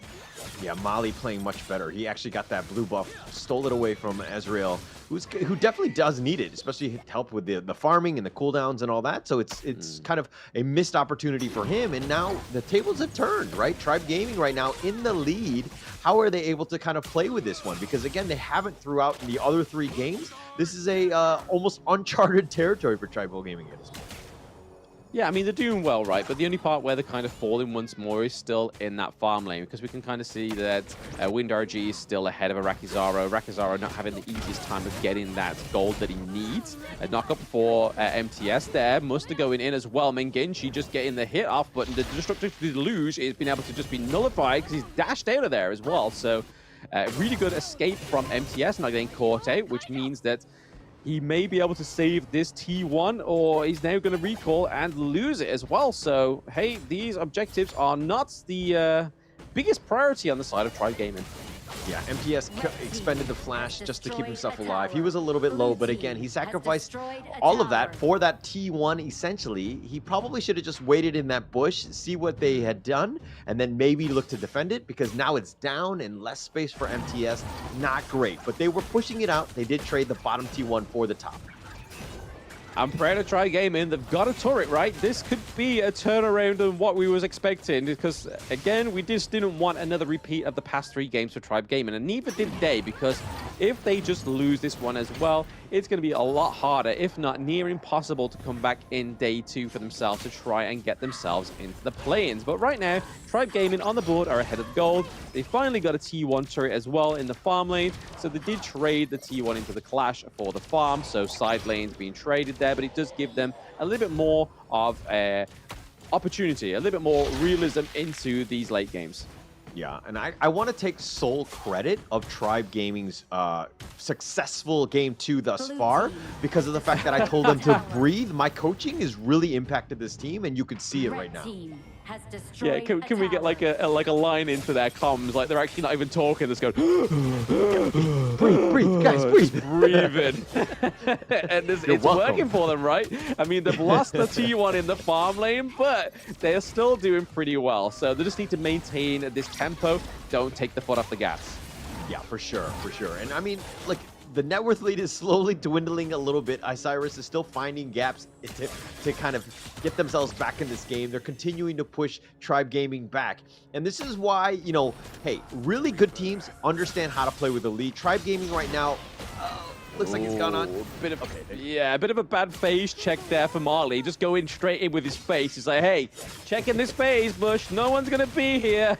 Just my pretty little face is Orgrin, and then get met by 4 members of the side of Osiris Gaming, which could lead to this T1. They do clear the wave pretty well. There's still 1 minion in there, able to clear it, keep that T1 in the mid lane alive. So I think that's kind of like a stable point now for Tribe Gaming. Yeah, definitely. Keeping it alive is super important for them. And I mean, they had 4 members of Tribe Gaming just keeping it alive, trying to defend it. But the Blazing Brilliance a little off the mark. Capex just kind of dodges that. Yeah, you got to be careful on that one. It does have a low cooldown, but you don't want to be sort of expanding it too much. The Invincible Warrior does go through a little... Actually, no. Yes, goes in a little bit early there. Given over another one thanks to the Celestial Melody of Dolia. So again, they could still force another team fight, still have that Invincible Warrior as well. Orgrim, path of passing over the wall. Wasn't able to get the Azure Golem buff. It does go over to the side of Osiris Gaming, which could be a pretty big upset here for Tribe Gaming. Yeah, looking to invade and just kind of, again, contest things. And Osiris has done a great job of that, getting both of them, and they've gotten the Tyrant as well, converted it. So now they're in the lead. Osiris, ooh, how the tables have turned. Yes, they just need to make sure they are able to maintain the lead from the side of Tribe Gaming. Blazing Brilliance comes through to stop that minion wave. Nicely done by starting there. The Burning Cinders as well, just trying to slow down the side of Osiris Gaming. But still, we can still see that the T1s are still down into the side lanes. There's been no sort of advancements on either side yet, but hey, I feel like if there's like a pickup of like 1 or 2 players on either side, that's when we're going to start to see these pushes come through. As you can see, Muster already macro pushing that bot lane. Yeah, but look at the net worth here. Almost everybody's like, what, 5,000 on the side of Tribe Gaming, whereas you see a bit of a gap, right? There's a bit of a jump in the sense of just like the farm, like funneling has been a little bit different in the sense that WindRJ 7.5. He's going to start doing some serious damage. You got to know where he is at all points. Muster has 6.4, so he's going to add up quite a bit as well. So again, you just need to understand where these guys are in those team fights. Yeah, you've got to be super duper careful, right? I mean, we already see that he's ahead like 1.8k gold. That's huge. He's only got 1 kill, right? So he can't even play it on the kills, but hey, Path of Passing is able to bait them into a team, well, what was going to look like a team fight there, but able to access out of there is Marley, because again, if Marley didn't have that access out of there, he could have got caught out there. We do get the knockup from the Lady Chen and the Destructive Deluge, doing a lot of damage onto Marley right now. The Burning Cinders do come through from Angela. They're a little bit split apart here on the side of Tribe Gaming. I don't quite like the formation they have right there. There's room for error, and there's room for Osiris Gaming to try and take the Tyrant. It looks like Muster's going to do it on his own, whilst they're keeping them locked into that mid lane. Yeah, the formation was 2-2 lose. It was not a good situation to be in, but it looks like they want to go. Molly's up in front. Okay, yeah, Azir going in with the Invincible Warrior, but the Angela's Blazing Brilliance is just doing so much damage, but that is countered by the Destructive Deluge. Muster getting a kill onto Arakizaro. Down goes Lady Sun, so less damage, and down goes Starting as well, so there is barely any damage on the side of Tribe Gaming. That is a double kill going over to Muster. Very nicely done by Osiris Gaming. Completely won that one. They got 4 kills in addition to the Tyrant, and the tables have turned yet, you know, even further for Osiris Gaming as they're continuing to push this mid T2, and now they're continuing on. Yeah, so far so good here for the side of Osiris Gaming. All it took was just that one fight. This with the minion lane. It looks like they're continuing on. They're just chipping away at it, and yeah, it looks like they're going to be on. It looks like they're going to disengage here. They're going to look to just regroup, take the spike tail, kind of push it along. Osiris right now in full control, taking the blue buff and just completely controlling it. And they take that one out. They regroup yet again. And looks like starting, looking to go for the Chaos Hinder, and then he gets the Blazing Brilliance. And there we go. Yeah. Here we go. Muster. Yeah. And it looks like we're going in.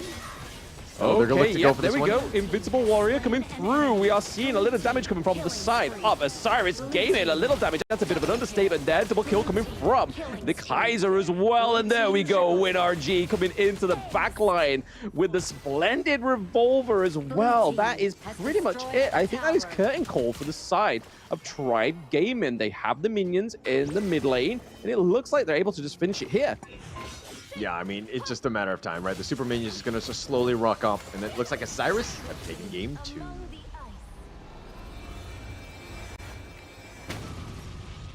Yes, Osiris Gaming taking game 2, and that is going to be a hard comeback for Tribe Gaming. They had an improvement in the last game. They were able to take some turrets, right? Small improvements, but this is not the point where you want to be improving, right? You wanted to do this all in the first match and then just capitalize from that, learn from that. Whereas now, they're 2 series in, Hauler, and what are they going to do from here? Well, first things first, they're going to breathe. Second thing is they're going to just actually go back to the replay, and they're going to just kind of, they need to just buckle down, right? I think that there's going to be a lot of, some replay review. They need to figure out what those gaps are. They had the lead, but then they just played passively. They're like, they didn't understand how to kind of take over with map control. I mean, we talked about it with Kindofu yesterday in terms of just how you want to control the map. When you have that lead, you just be super aggressive.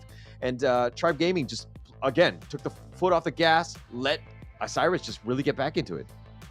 Yeah, I mean, it was all around that team fight, right? Where we saw that Ezreal was able to get in there with the Invincible Warrior, but then obviously the Destructive Deluge comes through as well, doing a lot of damage, which just meant that the side of Tribe, once they lose the likes of the Orgrin, they didn't really have any tank on their team, right? Because they have Sunbin as their support. So again, a great support pick, especially for those counter engages. But as soon as that Orgrin falls off, that's a lifeline gone, right? Yeah, definitely a lifeline gone. I mean, look, I thought the Oghren Mali was doing great, especially early. They were doing a lot. He was doing a lot of damage. He got first blood, and they were starting to invade. They were taking the enemy jungle. They were doing a lot of good things, but then it didn't really, it didn't transition into a good mid game. It seemed like, oh, okay, we've got it. Now we play scared again. And if you're seeing what happened, look at these neutrals. These are some huge ones that kind of swung in favor of Osiris. Look at that gold graph just go right in favor of them because, again, they took the foot off their gas. Yeah, that's the unfortunate part, right? Is this like you can't kind of just like run on like hopes and dreams when you have that that game advantage. You kind of have to sort of make sure that you are being realistic with it. You don't overextend, but you also know the limitations of your teams, which I don't think the side of Tribe Gaming saw, right? Because Orgrim was their lifeline. As soon as Marnie fell down, that's when the team fights truly went into favor of Osiris Gaming. But you can see from that first blood, WindRG was also able just to keep dominating that lane, right? Like he was always ahead by 1k gold. Yeah, 1k gold. I mean, that first blood definitely did help Araki Zoro just kind of losing that one-on-one, and then it compounded into the next phase, which is just being playing from behind. Kind of tough for him. But Osiris just finding ways to get back in. Like Tribal Gaming on the run. They're not looking to fight this one, but they're just getting gone on. Now when they're running, it's just like it's the easiest thing. When the enemy team is just running away, then you have a numbers game. You're able to pick them off. You're able to prioritize and hit the right targets. But the MVP, Ezreal, I mean, we're talking about the Kaiser one, just kind of counterpicking the Oghren, and he did quite well with a 3-1-5 KDA. Yeah, he did fantastically, right? I mean, there was a few times when when there was a chance where he got caught out. Obviously, the trade for first blood, right? That was an issue. But that's early game Kaiser. He has no items. He has no tankiness. Whereas as he starts to build up that gold, as you can see there, 8.3k, and then also the damage taken, 63.6. He was basically the front line of the team. And sometimes we saw some really premature sort of invincible warriors, but he had that privilege to do that, right? He was able to have that celestial melody come from the Dolia, which really aided the fact that if he made a mistake, procting it too early, it didn't quite matter. It wasn't punished too hard. Yeah, for sure. And I mean, that's what you want. That celestial melody is just so good at times. Like you mess up the first time, it's like, I got the second one. It's going to be all there. But, that was going to be the second series. Osiris goes out 2-0 against Tribe Gaming. And we're going to get to the third matchup soon. But first, we're going to take a little bit of a break.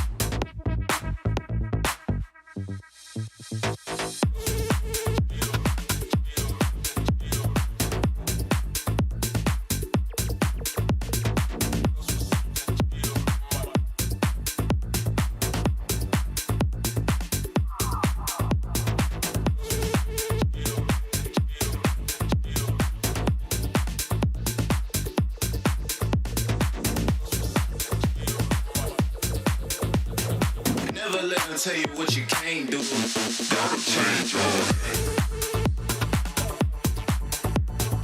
Never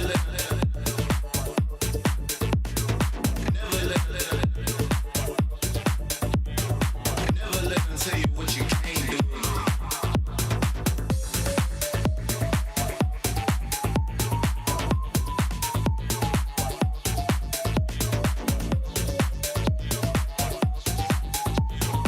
Never let them tell you what you can't do, can't do, can't do.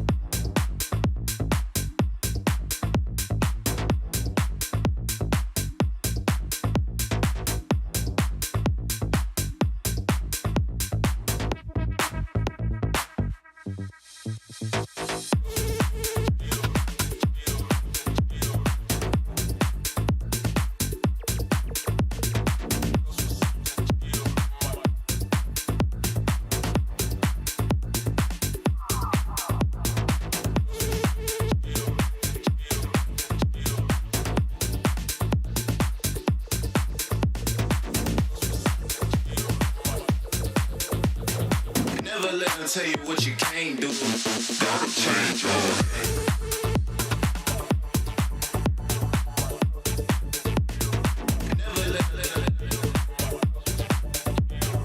Never let them tell you what you can't do.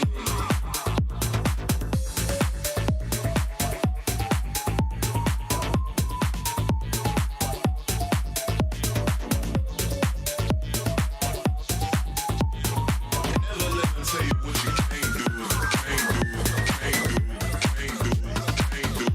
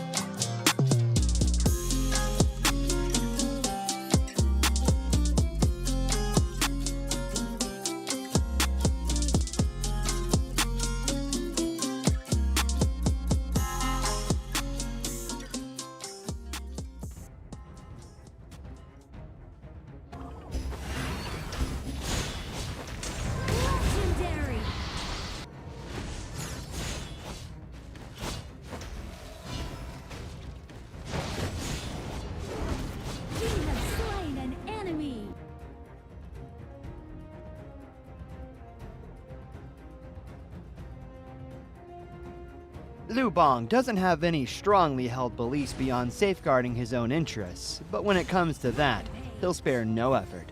This is his passive skill, which automatically grants him a stack of mark every second. At a certain number of marks, he gains an enhanced basic attack. This is his main damage skill. It enables a shield that deals damage to nearby enemies either when it expires or when he manually disables it. His skill 2 provides movement and crowd control, letting him charge forward to damage and stun enemies in his path. Liu Bang's ultimate is a teleportation skill. It provides the selected teammate with a shield and after a short delay, teleports him to the teammate, restoring health to teammates within range. Upon arriving, Liu Bang also gains an extra movement speed bonus. Notably, the longer he channels for, the stronger the shield and the greater the magical damage dealt by the teleportation. This combo is great for protecting teammates that are being overwhelmed. First, select a teammate to provide them with a shield. As he starts channeling his ultimate, activate skill 1 and wait for the channeling to finish, or tap the ultimate again to teleport. Then, use skill 2 to dash and stun enemies, followed by stage 2 of skill 1 and an enhanced basic attack to deal burst damage. This combo is mainly used to protect your team's carry. It utilizes the ultimate shield and magical damage to help teammates block fatal damage and gives them an opportunity to counterattack. Note that stage 2 of the ultimate can be used flexibly depending on the situation of the battle, though it is most often used to provide emergency support or to retreat from combat. At the start of a match, Liu Bang can choose to clear his lane with skill 1. After unlocking his ultimate at level 4, he can clear the clash lane first, then teleport to teammates to help them. Since his ultimate lets him travel fast, he can take the time to clear minion waves before teleporting to a teammate. This puts pressure on the enemy in the lane, while at the same time building a numerical advantage in teamfights. He can also let teammates initiate fights and use his ultimate to provide them a shield, then jump in to absorb damage and take out enemies with help from the carry. If he's facing an enemy who is stronger but doesn't have any crowd control skills, he can use his ultimate to instantly teleport to easily flee the danger. Liu Bang should focus on leveling up during the early game. After unlocking his ultimate at level 4, he can keep using it to reach teammates and help them build an advantage. During the mid to late game, once he has enough defense and damage, he can mainly focus on laning and teleport into team fights to protect the carry and take out unsuspecting enemies. There, pull out the root of the problem. What's a conscience? A kind of snack? Why duel someone when you can gang up on them in a valley?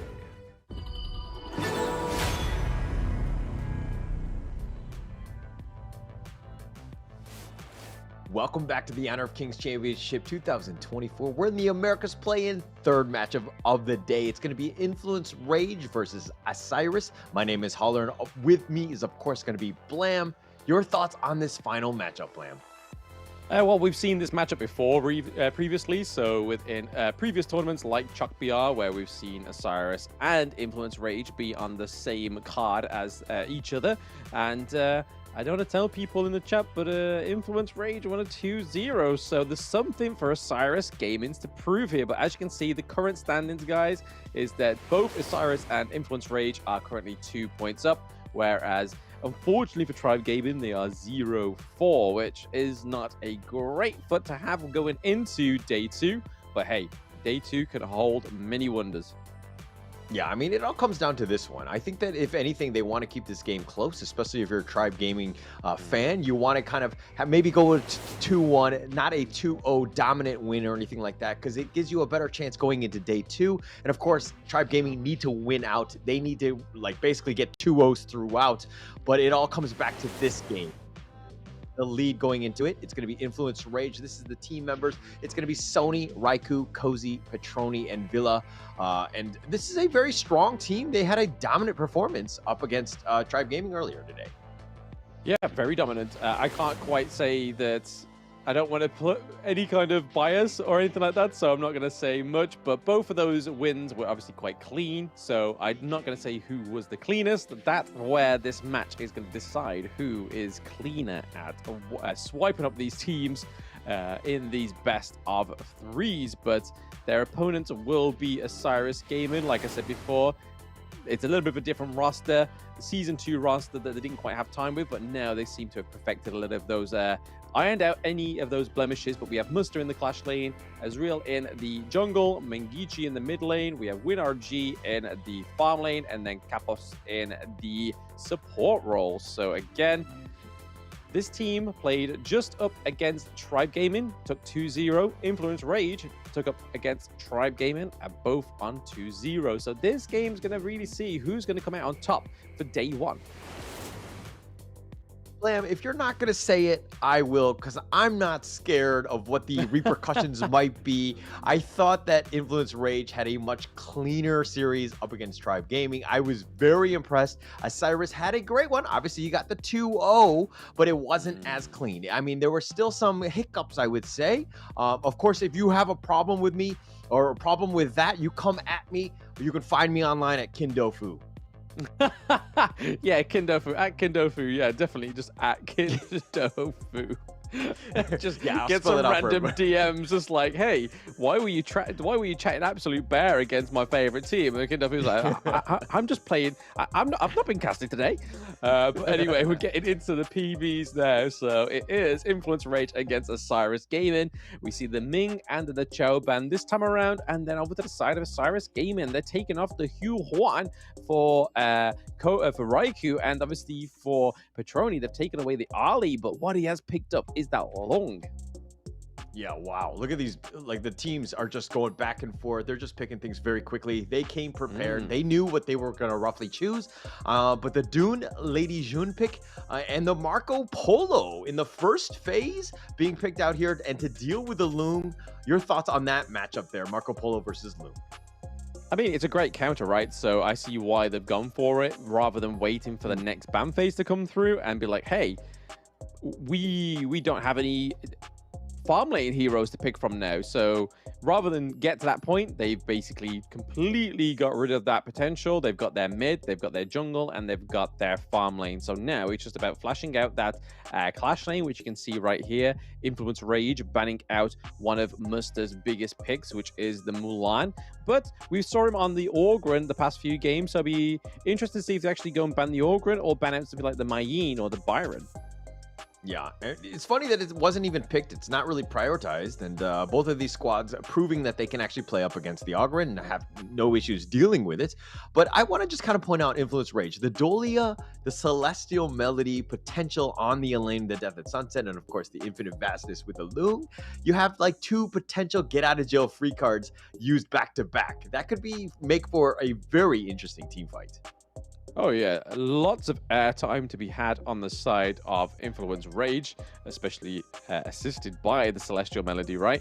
So it's going to be really interesting to see how Osiris Gaming decide to pin those down. Do they do it with more CC, like the Motsu there, as we can see it? I swear I know what I'm talking about, right? The Motsu comes through.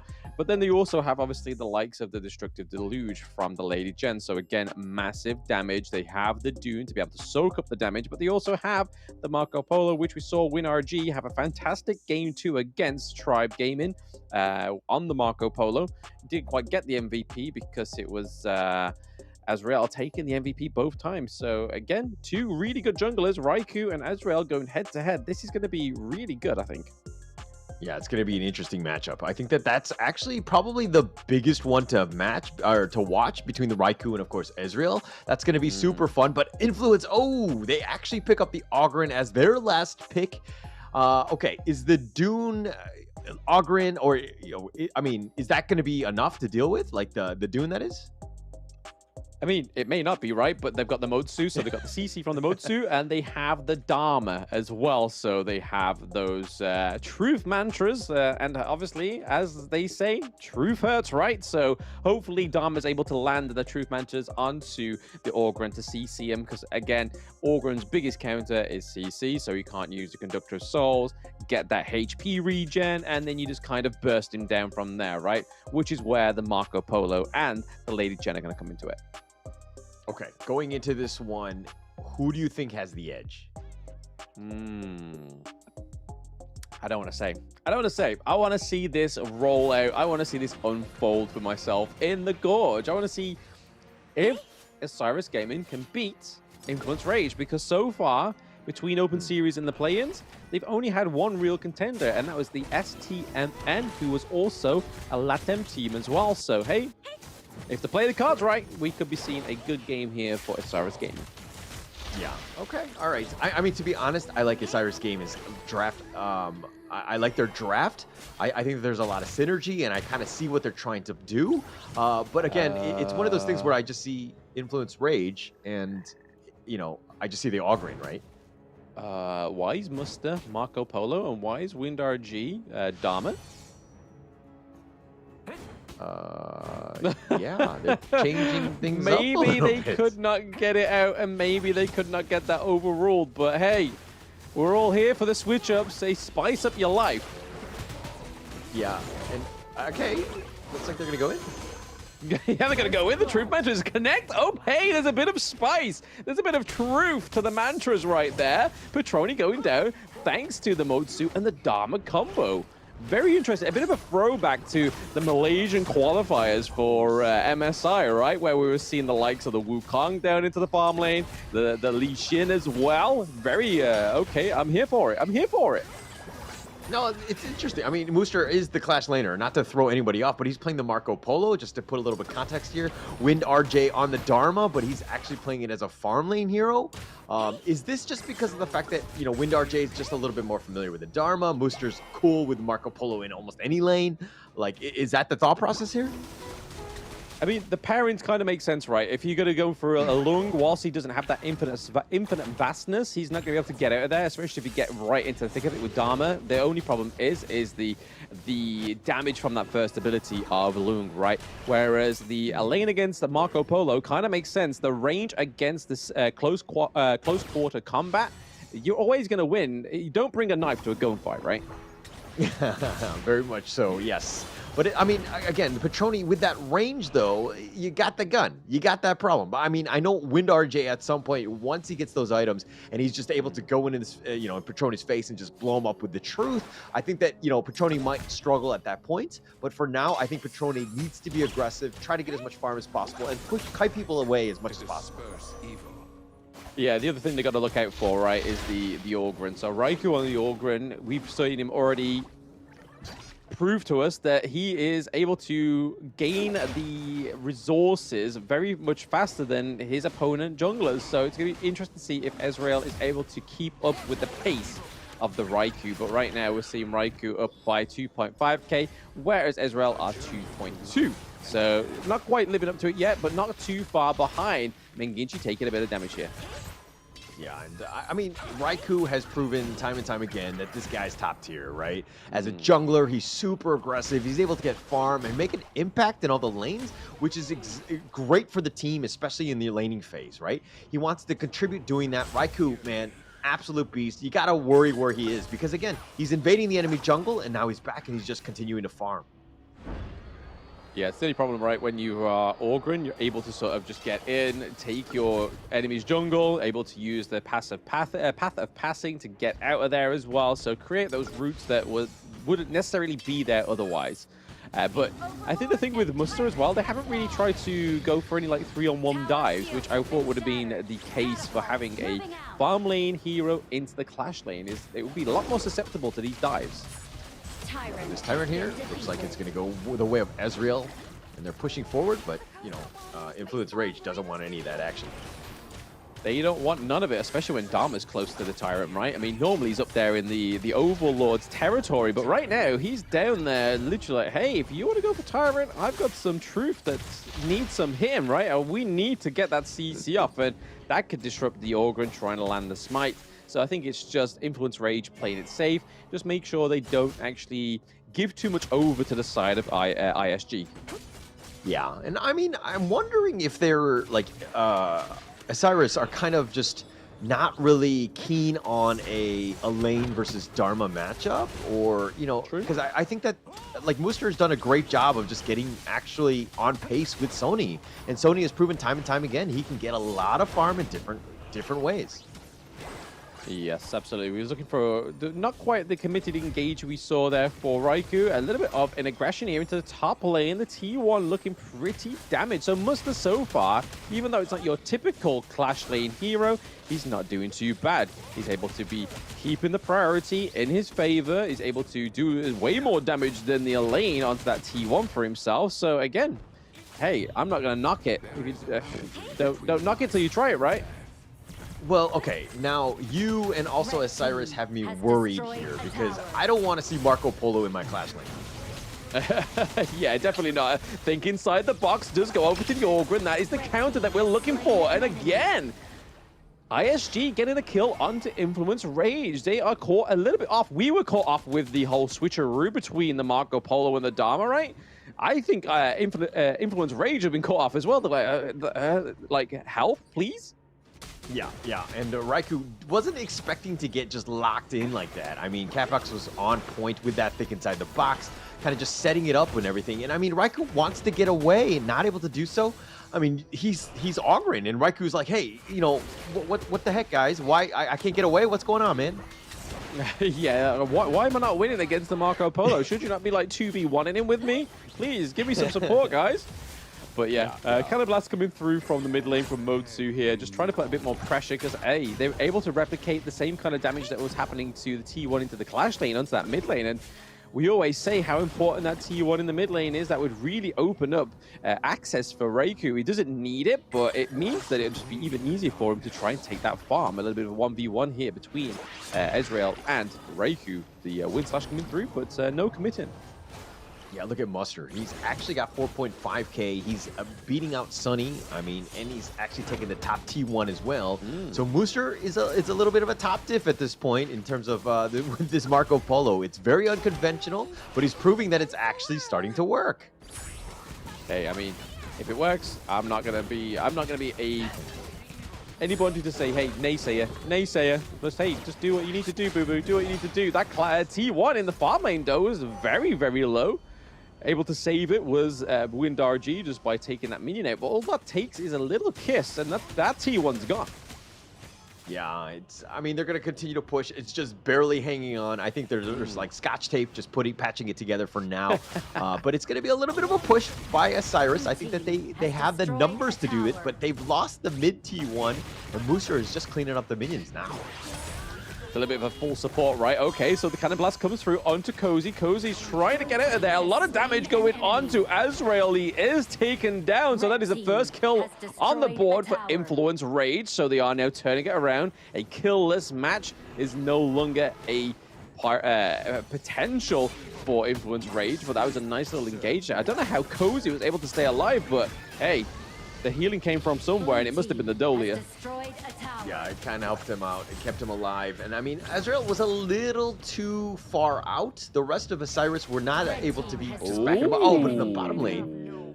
WinRG getting a second kill onto Lung, right? That's something I never thought we'd see in the farm lane. Dharma going against the Lung, and then all of a sudden, Dharma's like, hey, I'm on top, baby. I'm 5.4k. Keeping up with Petroni as well, which we know from the first series of the day. He's really good at basically amassing that resources for himself. Like, there's never an issue when Petroni's on the team, but right now, WinRG's keeping up with that tempo. Yeah, keeping up with the tempo, and that he's been doing a great job. Look at the net worth. It's literally neck and neck at this point. Does he get the steal? No. Nope, not quite getting that kill theft, which would have been huge for the side of Influence Rage, but hey, Osiris Gaming are here to stay, baby. They're like, hey, we've lost 2-0 to you before, guys, and we didn't quite do too well in the Season 2 Invitational. But now we've kind of mixed things up. Musta's playing a little bit more into the role. WinRG's playing fantastically. I think as a whole, they're not doing too bad, trading the blows and like basically just keeping themselves alive here, even though Lung able to get a few blows onto the Motsu, didn't quite do that much damage. Yeah, and didn't do enough damage to just kind of keep this, you know, the team fight and the pressure on, so to speak. But again, no mid T1. Influence Rage right now have a bit of an opening in that sense. That opens up the map quite a bit, and it's super key for them because they can then look to go for some enemy invades, or jungle invades, that is. But look in the top bottom lane, Mustard. Yes, Musta almost getting caught out there. He did get a little bit of recon from Capo, just keeping himself alive. The Cannon Blast coming through does land onto the Orgren. Windslash as well. Orgren looking pretty low. The Conductor of Souls comes through. He's able to regain his HP. He does have Eye of the Phoenix, so he does get the boost in the HP regen. We see that Azrael is a little bit stuck into the thick of it here. Now we are seeing Sony join the team fight. Azrael soaking so much damage right now. But there we go. Orgren gets the kill onto the Dune, and they're not stopping there. Okay, WinRG gets the trade onto Reiku. There is no smite on either team, so that means that the Tyrant is probably not going to get forced here. Yeah, probably won't be going for it. But I think Israel, once he threw out the Unruly Blade aggressively, didn't get the pick off or anything, and you knew he was dead, right? He was going to be eventually just, you know, whittled down. They had the kiting and for that, but they did get Raikou in return, so not all in all the worst thing in the world, still neck and neck. Both of these teams really want it. This matchup is so important going into day 2. Absolutely. I mean, it's super close, right? I think it's the closest matchup we've had all day because the other two have been pretty clear who the winners are of both of those games as they are now here into the third match, trying to make sure they can keep their or attain the best position they can going into day 2. But right now, it seems a little bit of a bit of a brewing before the storm, right? They're just two teams waiting to try and see who makes one too many steps to overextend. We see that Must is going into the backline there, trying to push and get some priority into the lane. Raikou also doing some damage onto the backline as well. Just a lot of tit for tat, right? Cannon Blast coming through, Prigid's coming through. So here we are. We're just waiting for somebody to commit. Must is back into the team fight, so there could be a potential here now that Raikou with the path of passing. Yep. Oh, nice two-man lock. Okay. Yep, there we go. Lung getting the kill. The pickoff comes through. The Death on Sunset as well as the Infinite Vastness comes through for the Lung. But that is a 1-1 trade so far for ISG. They're picking up a double kill here. So WinRG on this Dharma has been quite a throw-off here, but it's working for them. We do see that Sony falls as well as Ezreal, but that is a triple kill. Oh, WinRG doesn't need the range. He's happy playing this Dharma in the farm lane. Yeah, okay. Dharma in the farm lane, that is something that I did not expect to hear on, you know, on day 1 today. But nonetheless, WinRG is really proving that it's starting to work. I mean, he has 9K, highest in the game, and he's doing it off with the Dharma, and he's just blowing people up with the Enlightenment as well as the Truth. He's just setting himself up. And I mean, I thought Mooster was having a great game with the 9K net worth already. And I thought he was going to be the carry, but in fact, WinRG's like, I'm still the carry here. Yeah, Capo get a nice cannon blast there onto Cozy. He was like, hey, I'm going to phase check. I'm not with my face like Tribe Gaming did. So learning from their other opponents, they've been watching the previous series, and it's definitely paying off for them here. ISG looking pretty strong. Not quite the lead that they need going into the mid game. It's still pretty much neck and neck for the gold. Yeah, it's going to be super important for this Tyrant. Don't want to give up these objectives. You're still neck and neck, so that you want to contest these things. Ezreal has to have great positioning, ensure that he gets that smite.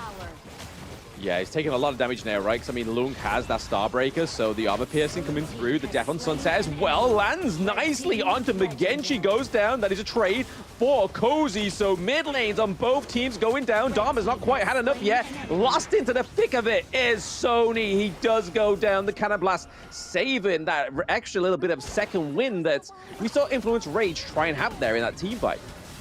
Yeah, but why would you go for this Influence Rage? You're down 2 players. I mean, yes, you saw the recall by WinRG. They were not going to contest, but this is super risky trying to go for the Tyrants here. Ezreal and Raikou both have their smites. Yeah, both going for the Tyrant here, but they are able to make advantage of this, take the T1 into the mid lane as well. Impetivastus comes through for Petroni. He's going straight there to try and disengage. They do get the Tyrant, however. This could be troublesome for Azraelite. He's already pretty squishy now for the fact that the Armor Pen coming through for Influence Rage, but the Tyrant extra damage coming through now is going to make the world's difference in these next few team fights. Questionable positioning or questionable play by Ezreal there. He actually went away. He still had Smite, but he actually went away from the Tyrant and realizing that, okay, we gave up on it. We're not going to actually contest this. But Ezreal, it was just like, hey, actually he went to the blue side, and I was like, huh, does he think he's on the blue team? Because he went the wrong way and he just put himself out of position. Not great.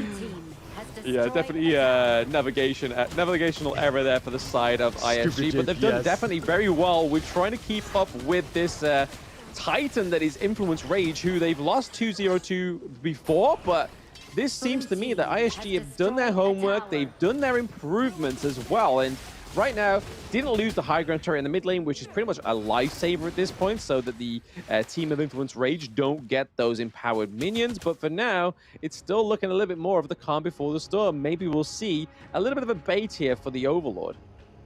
Yeah, and it's looking like the teams are starting to muster their forces around it. Just sticking around. You see what I did there, Mister? I see what you did there, Hola. But Influence Rage now on the run, or chasing after him. Yes. Path of Passing coming through. I think it's just kind of trying to play the mental mind games here as they're waiting for Sony to bring those minions around as well. So now they have the priority into the Clash lane. They kind of see, hey, we've got some priority needing up there, but there's also a fight for the Overlord. But no Path of Passing on the side of ISG. Are they going to get into there? No, it is going to go over to the side of Influence Rage. And there we go. Loom taking the kill onto Muster. So Petroni like saying, hey, you aren't normally a farm lane player. I'm going to show you how it's done there.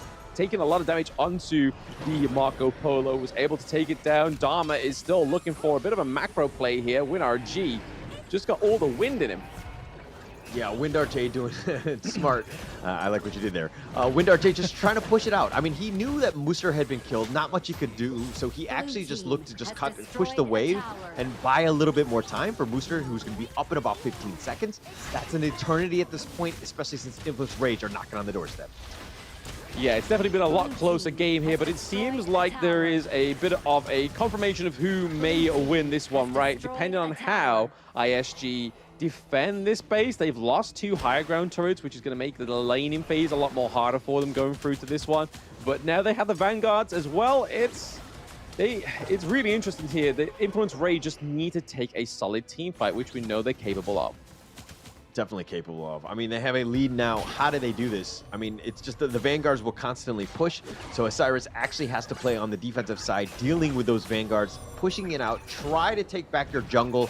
Not the easiest of things to do at this point. 23 more seconds for the next Tyrant, and you know, that's going to be probably the next big objective for Influence Rage. Yeah, I mean, we're almost getting to that 20-minute mark, right? I mean, Influence Rage don't really want to get to that Tempest because anything can happen, right? Which we saw yesterday between one of yours and Kin's matches that we saw going all the way past the 20-minute mark. A few Tempest Dragons coming through. It was very clutch, but when RG goes in, checking the bush, and with his face was able to dash it there. This Death on Sunset does come through to the back line here, trying to take out Muster, because there we go, another Death on Sunset thanks to the Celestial Melody, but now the Celestial Melody being on cooldown means that the Infinite Fastness is not going to be able to be activated twice. Influence Rage having to play this one a little bit more careful. Yeah, gotta be super careful. I thought Sony was dead, but then I totally forgot about the Celestial Melody, but Sony getting gone on? Okay, yeah, the Cannon Blast coming through does stop him into place for a little bit, but Muster's just, Muster's able to get the Splendid Revolver, but not connecting the shots, which was just a bit unfortunate there. Raikou into the thick of it, as well as Cozy. The Winter is coming, it's been dropped down. We see that Azrael is gone down as well. So all it is a little bit of an engage here. The Death on Sunset has been reactivated once more for Sony. That is a 2-0 trade to the side of Influence Rage, which means that they're able to either go for the neutral objective or push these minions in the midway. All right, Muster had the Resplendent Revolver. He had it lined up on Sony, who was very low, who would have been killed if it weren't for Bilal, who jumped in front of him, was Operation Human Shield, sacrificed the body, took a lot of damage, kept his teammate alive. Hey, that's what support players are meant to do, right? I mean, that's what they should be doing, right? they Sorry, are Blam, the people I'm not who taking get a in the bullet for limelight. They are meant to be the body blockers. But speaking of body blockers, WinRG going against Sony. The 1v1 didn't quite go in his favor. His team was able to get his back. The posse of Influence Rage just coming in through with a clutch rotation there, able to completely mitigate the takedown of Sony. But again, this is now looking like an Influence Rage late game. Tempest Dragon up in 15 seconds. Yeah, it's going to be the big one.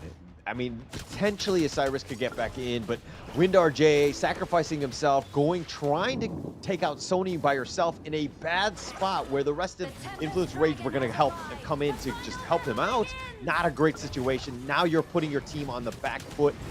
This is going to be a tough one for them, as it looks like Osiris needs to limit this. Yep, the Death and Sunset does come through. Celestial Melody is still up, so we could see another Death and Sunset if we really need to. The Winter is coming is here as well as the Destructive Dislodge.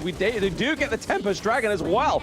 So speaking of dragons, it's Long that's getting it. The Sage's Sanctuary really paid dividends here for the side of Influence Rage. Currently a 3-2 trade so far, and they have the Tempest Dragon. Sony is not quite done. The Cannon Blast does come through, but is he able to claim another kill for the side of Influence Rage? A dash in onto WinRG. He does have the Sage's Sanctuary, so it's a little bit ballsy here, playing in for it, but it's a little bit more of a distraction just to get the minions into the Crystal Hauler. They are taking the Sage's Sanctuary off of WinRG. They are taking game one from ISG as well. What a close match. Influence Rage really proving to be the cleaner team coming into this one. We knew that they were capable of it. They played very well. They were able to stop Mooster's, Marco Polo, WinRJ on that Dharma. There were some slight mistakes, and we did kind of see that one in the last series as well, where there's the potential for those mistakes. And Influence Rage, punished every single one of them.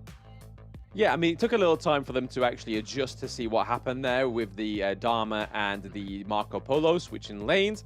But once they finally got their foot in there, Influence Rage played fantastically. But I have to give it up to ISG. They played really well. That was a very, very close match to around about the, I'd say, 12-minute mark, right? Like, a lot of that was going in the favor of ISG. It was just, whether it was just a throw-off, the team comp, WinRG just played fantastically on the Dharma, having that sort of confidence boost in the early game, getting the first blood. But as you can see here, across the board, there's quite a few standout performances, right? Yeah, it's down up for WinRJ 7-1-1. I was like, wait, hang on. He's on the losing side. What is going on here? And Mooser, of course, with a ton in terms of net worth. Both of them swapping heroes, not roles, and they're just kind of taking it to the next level. Look at that damage. 158,000 by Mooster. Still did a ton of damage, but not enough to deal with this absolute beast of a lineup of Influence Rage. Yeah, just look at the damage taken from the Doom pick, right? This is why people go for a tank in the jungle. It means that all your other lanes get to shine, that the resources rightfully go over to them, and you can kind of see these performances come through, like from Muster, like from WinRG as well. Just completely thrown off, a little bit off the meta, but hey, you don't always win things when you are being just normal, right? Sometimes insanity means that there is a method to the madness, and so far, there was a method to the madness. It was working very well, especially against locking Petroni down in the early game, not making sure he activated earlier than he should have. But by the time the Starbreaker came through, and then all those really hard-hitting items on the side of Influence Rage and getting put into the itemization, it was pretty much a hard team fight for the side of ISG. All they had was the Dune, and it just clearly wasn't enough in terms of tanking, right? Yeah, most of the team fights, though, were kind of funneling Osiris into these small, little pathways, right? And it kind of sets it up for Influence Rage to just kind of land on their parade, rain on their parade, with, the Death at Sunset. And then plus the fact that you saw just the power of the Dolia. The fact that, what's better than one ult? Two ults, right? The Celestial Melody just giving them so many options and letting them do so much damage coming into that late game. And they were just starting to burst them. Ezreal was not that tanky towards the end. Yeah, I mean, the Celestial Melody really saved that one, right, for the side of Influence Rage. If they didn't have that, they wouldn't have had the double ultimate on the Lung, the double ultimate on the a lane. So it would have meant a lot more calculation from the side of Influence Rage, but you can kind of see here as they kind of showed the highlights that really rolled out the game 1 victory for Influence Rage, that they didn't need to think calculatively. They had all the gold, they had all the itemization, and then the MVP is going to go over to Sony. Played fantastically, especially being able to access that backline. If it wasn't for that lane pick, I honestly think that ISG would have taken that game 1. Agreed. Yeah, actually, because Sony was on point with his lane, right? Those death at sunsets, the meteor kills, just setting it up, letting them group up, and then just have that control. That's exactly what you want as the Clash laner, especially in those team fights. And he was on point. He had such an impact. Absolutely. Speaking of deaths on Sunset, we are just going to have a teeny little break on Sunset before we get into game 2. Maybe the final game of the day, but I feel like with that win that ISG have, not just winned RG, but that second win going into this game 2, we could be seeing a full best of 3. So don't go anywhere, chat. See you soon.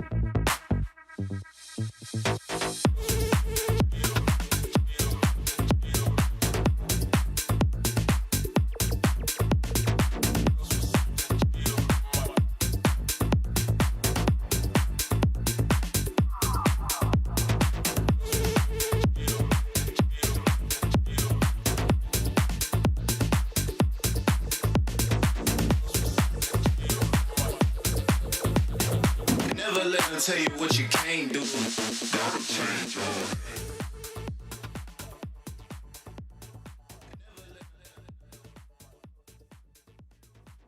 Influence Rage take game 1 over Osiris. Blam, how does Osiris bounce back from that game?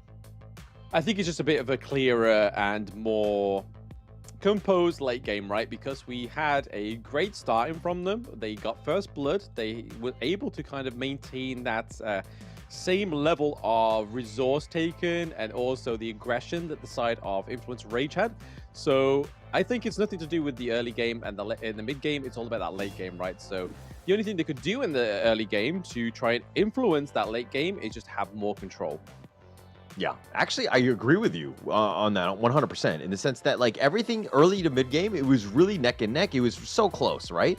But that just a couple of team fights just swung the way into Influence's Rage's success, right? They were able to win because of those late game team fights. They did a really good job of just kind of having that chaos, and just the target prioritization was really good for them. Oh, absolutely. I mean, you sounded super duper surprised that you agreed with me. I was like, oh, maybe my takes aren't that good. But there we go. I'll take my wins when I can.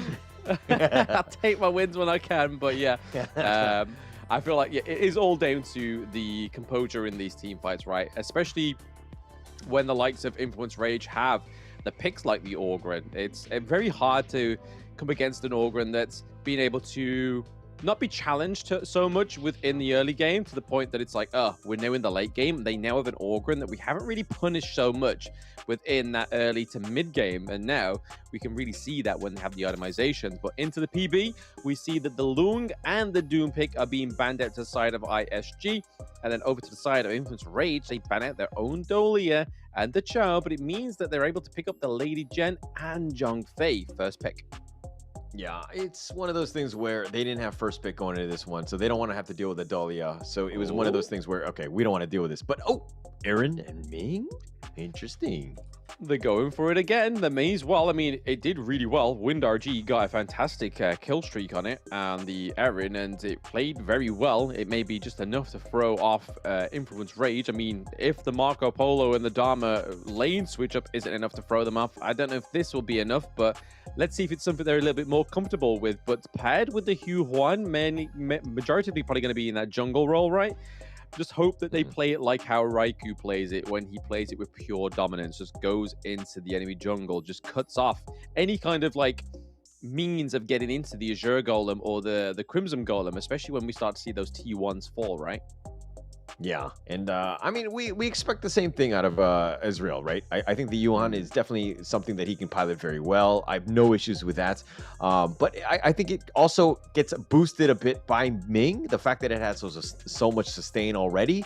And then kind of just going back to the pool of, this Aaron pick, which is, again, kind of an interesting one. I think it's the Osiris special. I haven't really seen any of the other teams really play this hero as much, but they definitely like it here.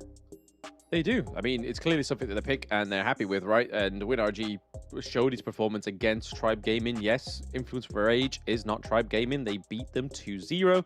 So it's going to be interesting to see how the Aaron pairs up against Patroni's Ali, which we know historically has fantastic performance, right? If he can't get his Lung, he goes for the Ali. If he can't get his Ali, he goes for the Lady's Son. But the last little parts of those bans, they are banning out the clash lanes there. So the Dharma and the Byron go down. Are ISG going to ban out that Ogryn just to kind of finish it off now? Because they have taken out the Masashi pick, which is a big counter for him. But they go for the Sunset, which is quite interesting, instead of going for the Ogryn. Yeah, I mean, it's kind of leaving it out there. They picked up the Kaiser. They expect, I mean, I think they're trying to bait out the Ogryn pick here. Considering you left it out and you've picked the Kaiser, very tanky. We've seen it try to be a counter to the damage that Ogryn brings to the table, but they have a decent amount of options in terms of dealing with the Ogryn thus far. I think Influence Rage are, again, just looking to bait it out. Potentially, right? I mean, they've got the Zhongfei, they got the Kaiser, but then they've also got the Destructive Deluge. And if they need any more burst, they have the Ali. But over to the side of ISG, they're looking for their mid lane potentially, or the Hue 1 could go into the mid lane and completely throw us off, which is not like something that ISG would do. But hey, it's not going to be that. It looks like they don't take the bait. They go for the Hino and they go for the Mayin into the Clash lane. Yeah, and I kind of like the synergy, right? You had the Yuhan with the Unending Sorrow, who's just, you know, you had that second phase of a team fight then, because you got to set that one up, right? You're untargetable. Plus, you have the Hano now, who's could also be potentially in front. This is one that Mengichi is able to play well as well, just with those scepters just being super annoying, and then you get yourself out of dodge with the Fate Rewind. Yeah, I mean, it's going to be interesting to see if they do put the Hino into the jungle, or they're going to leave the Hue 1 there, right? Because that could be either one, because Ezreal has been on the Hino before. They go for the Zhong Yu on the side of Influence Rage, a pick that we've seen not too often from this team, but something that's been a big influence from the Brazilian region, right? Is the Zhong Yu pick into the Clash lane. Yeah, a little bit of control, just getting in, just trying to stun people up. When it's on, the Zhang Yu can just be this absolute menace. He needs to have a decent early game to just kind of build up a little bit of tank ability. I think it's being backed up with Kaiser could be what they want, right, with the Invincible Warrior. But, you know, I think it's going to be two teams going up against sustaining and somewhat longer team fights, potentially, with the Hano and the Yuan as well. So it's going to be super interesting seeing those big team fights in the late game. Yeah, again, the draft is very much late game orientated, and we know that ISG can get there, as they really displayed in game 1. But let's see if they can do it again in game 2, and even maybe take game 2 from the side of Influence Rage. We'll still see, but it does look like Mengichi is going to go for the Hue 1 into the mid lane, and then the Hino into the jungle, which, from the games with Tribe Gaming, we saw Ezreal was able to kind of conduct his team into places that he wanted them to be, but then also kind of harass the enemy team, right? Kind of disrupt the enemy jungler, which was a really good performance and a really good mechanic. Whether it will work on Influence Rage, we are yet to see, but Cozy looking like he may get caught out here for first blood. Oh, quite close. Yeah, he had to use the flash just to keep himself alive. Gets the healing due as well. But Cozy in this bottom lane, he just got gone on, right? And they were forcing a lot. I mean, in terms of the amount of resources and manpower that was in that bottom lane. So Cozy needs to be a little bit careful. But man, this T1's taking a lot of damage, especially early. It's taking a big beating, right? Like, Aaron's doing so much damage to that T1. But I suppose it's kind of paired with the Ming, right? Just that damage amplification. But then later on in the game, you'll get that damage reduction. So... and also be able to stash onto the enemy team for increased damage, which will go really nicely against picks like the Zhongfei and the Kaiser. Yeah, and look at a little bit of rotation by Mengichi in the top lane, just pushing that one out, just giving Muster just a little bit of an edge, right? And that's kind of what you need to kind of get yourself going. He is a little bit behind, and not to say that it's like, you know, 100 gold is not the biggest thing at this point, but, you know, any sort of edge is super important. Absolutely. It's like I said in the post-game or the pre-game 2 match, pre-game 2 talk, was that that's what ISG need to do, right? They need to gain the control in the early game. Yes, they were able to kind of keep on the same level as Influence Rage in the game 1, but what they really need to do is just make sure they're able to put like one up it, right? So they want to be the spearhead. They want to be the scepters like Hino. They just want to be piercing through the team fights, doing so much damage, going into the enemy jungle, cleaning it up. But you can kind of see here that Raiko right now is helping himself to Azrael's jungle right now, taking the hogs. This is the kind of thing that we always expect from Raiko. Yeah, Raiko, I mean, he's on point. Like, the only thing, though, is that I feel like Ezreal's Hano is just next level. Like, you got to be super careful. Once he starts getting that damage in those scepters and he's up front, then you have Menguchi just, like, in the back, just kind of backing him up, and then Capox with the Ming. It's just like, this is a well synergized draft, and I really like it going into this game. Yeah, I think it's a well synergized draft, but also ISG really surprised me at how well synergized they are compared to Season 2 Invitational, because it looked like a little bit of a affair in the Season 2 Invitational. But right now, they seem very well oiled. They've done the done the means of getting there and being a better team and being more composed, right? We can kind of see here that Azrael is into the enemy jungle, may get caught out here. He does have the Faith Rewind though, however, so just again, disrupting them, but is it going to be enough? Okay, it comes through. Oh, that was a clutch Faith Rewind. My butt cheeks were clenched. I'm not gonna lie. I was scared for Ezreal. I thought he was down for the count. I was like, wait, why is he not casting it? And then he casts it to the maximum, gets the maximum heal in that as well. But Ezreal, oh my gosh. Okay, he knows how to play this hero. And he's got us on the edge of our seats. I mean, the timing was perfect, right? Because you can see that he took enough time in the enemy jungle for the farm lane to push that T1. So it was all part of the plan. I mean, we see these little parts, but they don't quite make sense. But then you see the results, and he's like, ah, that makes complete sense. Like, he was just putting in the time, just being enough of a disruption and a bit of a kind of a scapegoat, so they're able to do things in these lanes and get these turrets, which at the end of the day, he didn't die and they were able to get a objective from it. They lost the turret, however, but still means that they got dominance in the lane.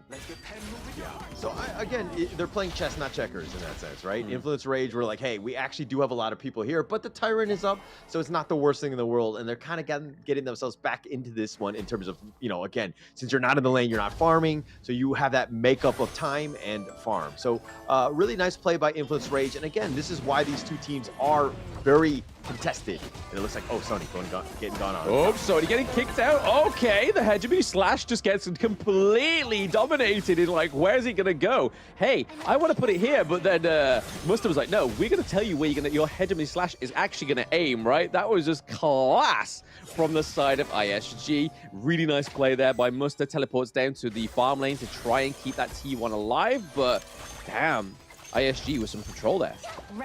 Yeah, Sonny there. I mean, it was one of those moments where you're like, hey, if you just get under the tower, all you need to do is just drop the umbrella and just make yourself there. Why do you have to hold that thing slowing you down? And then he ended up dying because he's too slow to even get under the tower.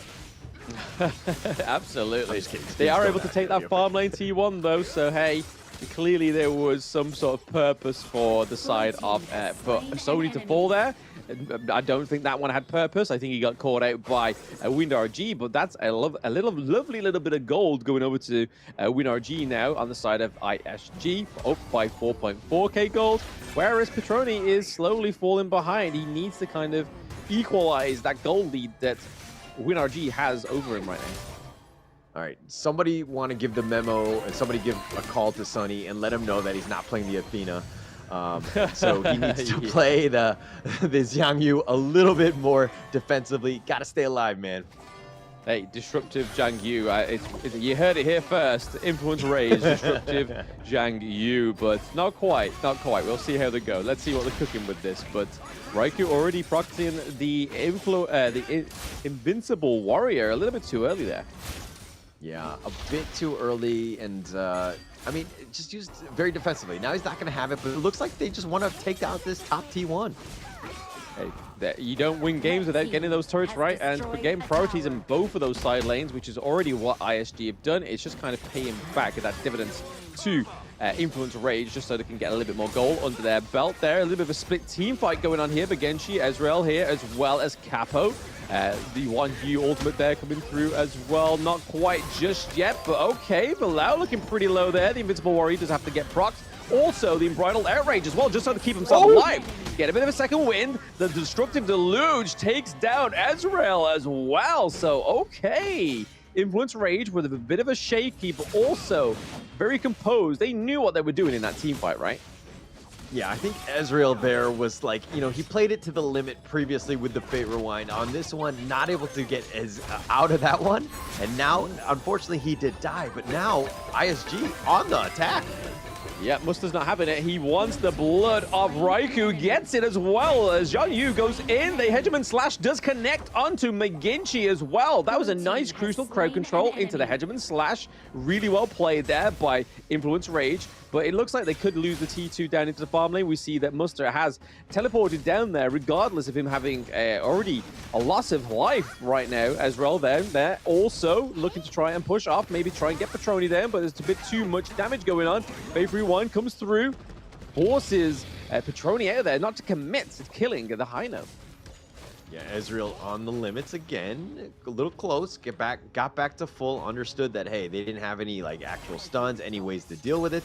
Patroni didn't have the burst just as of yet, but Ezreal kind of playing a little close to the vest, at least for my case. Yep, Umbrella Outrage comes through pretty early, and that not actually getting any of the CC onto the side of ISG. Okay, Patroni goes down. That is a lot of damage onto the side of Influence Rage. Mustard does fall to his fate very early, but also WinRG is very low in health, able to escape, however. But that means that that Tyrant objective may not get taken just yet, unless the side of ISG are deciding to go for it here. It looks like they're going to try and claim a little bit of a dominance here into the mid lane, try and get that T1, opening up those farms and those jungles to the side of ISG. Yeah, ISG realizing that it's a little too dangerous at this point to go for that Tyrant. I mean, Ezreal did have Smite, Raikou did not at that point, but it's still kind of one of those things where it might have been on off cooldown by the time the Tyrant was even close to being killed. So they're playing a little bit safer. ISG right now have a small edge, and again, they're playing conservatively. They're trying to just defend. They don't want to do anything risky at this point. This is exactly what they did in game one, though, right? This is where they need to kind of maybe amp it up a few levels more, but that could be the reason why the Influence Rage are able to stop them amping up a little bit more, is because in game one, they have the slight advantage in the gold lead, just like this one right now, but it's just all about just kind of trying to break through the roof, right? They need to sort of get through that limiter. We see that Ezreal and Raikou are going 1v1 right now, but nothing's going to come of that. There's no minions to be pushed, so hey, Tyrants are up, and it is the Shadow variant as well, so maybe we'll see a bit of a fight here for the neutral objective. Raikou just poking some fun onto the side of ISG. Continuing on, Ezreal throwing out those scepters, but Influence Rage have just largely shrugged them off. He doesn't do a whole lot of damage just yet. Sony getting gone on. Yep, Sony getting kick flipped and sceptered all at the same time. Not at the position I would want to be in, but Muster, again, true Muster fashion, going for the macro plays here, trying to get those lanes pushed as well. We see that they've already tried to start for the Shadow Tyrant here. They are all pretty much amassing around the Tyrant camp. We're seeing the Influence Rage as a unit coming through. The Invincible Warrior as well as the Unbridled Outrage only going on to Ezreal there. So trying to really focus the high note pick. The Faith Rewind comes through as well. Muster into the back line, giving it a little bit more help over to the side of Ezreal. But there is no kills taken down just yet. There we go. Raikou goes down. There is a smite taken off the board, which means that they could still go for the Tyrant objective. Yes, Villau has the smite, but he's probably not feeling confident enough to try and contest Azrael's smite. Oh man, Mooster with the play, the control, the kickback. Oh, that was on point. Actually just put Raikou in a bad spot. Now it looks like they've gotten that Tyrant. This is a huge opening for ISG. Now they're looking to take the mid T1 and continuing on, but that was a huge team fight for ISG. Yeah, I mean, Muster that was all in a day's work, right? He went down to the bot lane, pushed the minions to get them to the T2, then thought, you know what, my team kind of need me. I'll go through and help my team. Gets through there, gets the kill onto Raikou, then still sets up the minions to take the T2 down in the farm lane. This guy is literally thinking like 2 steps ahead. Yeah, he's thinking 2 steps ahead for sure. I mean, he's putting his team in a great position, understanding, you know, again, where are the waves? What am I doing before we take, you know, a Tyrant or a team fight? Understanding that has been key for them, and the reason why they're in the lead at this point. Yep, so far they're in the lead with 6 kills. They're just ahead ever so slightly with 2k gold. This is the point where it kind of affects the farming of your enemy team, right? You've got to kind of keep that pressure on, making sure they aren't given the freedom to roam. Okay, Eren gets the kill onto Xiangyu as well. Is that going to be enough? Oh, Haido gets the kill onto Patroni as well. Double kill going over to the side of ISG. This could be what they need to win this game too, right? This is more likely going to be a full best of 3 in every sense of the word, unless Influence Rage can just catch them out on a whim. But right now, T2 goes down in the mid lane. Influence Rage not out of the game, but they're falling further behind, and it's going to be much tougher for them to get back into this game. This T3 is going to be chipped down. Not really much they can do at this point with 3 members down. But again, they haven't lost the game. Oh, actually, they do have it hold somehow. That T3, it's like, again, just scotch tape holding it up. Literally holding on by the skin of its teeth. If the turrets have teeth, we'd like to know, because they clearly are hanging on by them right now. But I thought they would have rotated fastly to the Overlord camp, maybe try and take the neutral objective there, but it looks like they may try and bait it right now. They don't have the debuff into the jungle. Ezreal just trying to force a little bit of keeping Kaiser away from it, whilst we see Aaron just constantly just bash down the Overlord. So once more, neutral objective going over to the side of ISG. ISG playing a great game, understanding, objectives, just how to push them out. There's really nothing Influence Rage could have done. I mean, they could have potentially gone for the team fight or the potential steal, but look at this, 11.1k net worth by Wind RJ. He is on another level. None of them have even gone past 10k. He is the clear leader in terms of farm. Yeah, this Aaron pick is clearly a pocket pick for him. It's working very well. And most times out of 10, it's not going to get banned, right? Because there is higher priority in the PP for the heroes that want to get banned. The Aaron is not one of them. And it's working very well right now for WinRG. I think that Influence Rage have not been able to find Wind RJ. If he's able to get the pick off, because you have the Mooster, and then, Ezreal is up front, Menguche is, of course, just being these nuisance, just the frontliners. But Wind RJ's positioning, look at where he is. He's, generally speaking, in the back, just doing a ton of damage. Yeah, I mean, at this point, he's just got the Daybreaker as well, so it's only going to get even more painful for the side of Influence Rage. And on top of that, we know that Aaron can actually itemize magic damage as well, which we can kind of see from the second item towards the end. But here we are, baiting a lot of damage onto the side of ISG. Was that Fate Rewind? We see that the Invincible Warrior comes through, trying to just take away the Shadow Vanguard, but it's not quite enough. It hasn't died just yet. Means that ISG is able to pick up a lot of damage onto the side of Influence Rage. Zhongfei goes down. That is a solid front line for Influence Rage that is now off of the table and off of the Gorge. It's all about these defensive measures that they're going to take here for Influence Rage to try and maintain themselves in this game 2. Hauler, it's looking like it's going to be a game 2 win for ISG, taking out the Zhong Yu as well. The Hegemon Slash not quite connecting just yet. Double kill going over the Muster once more. That is ISG looking to take the Crystal in game 2.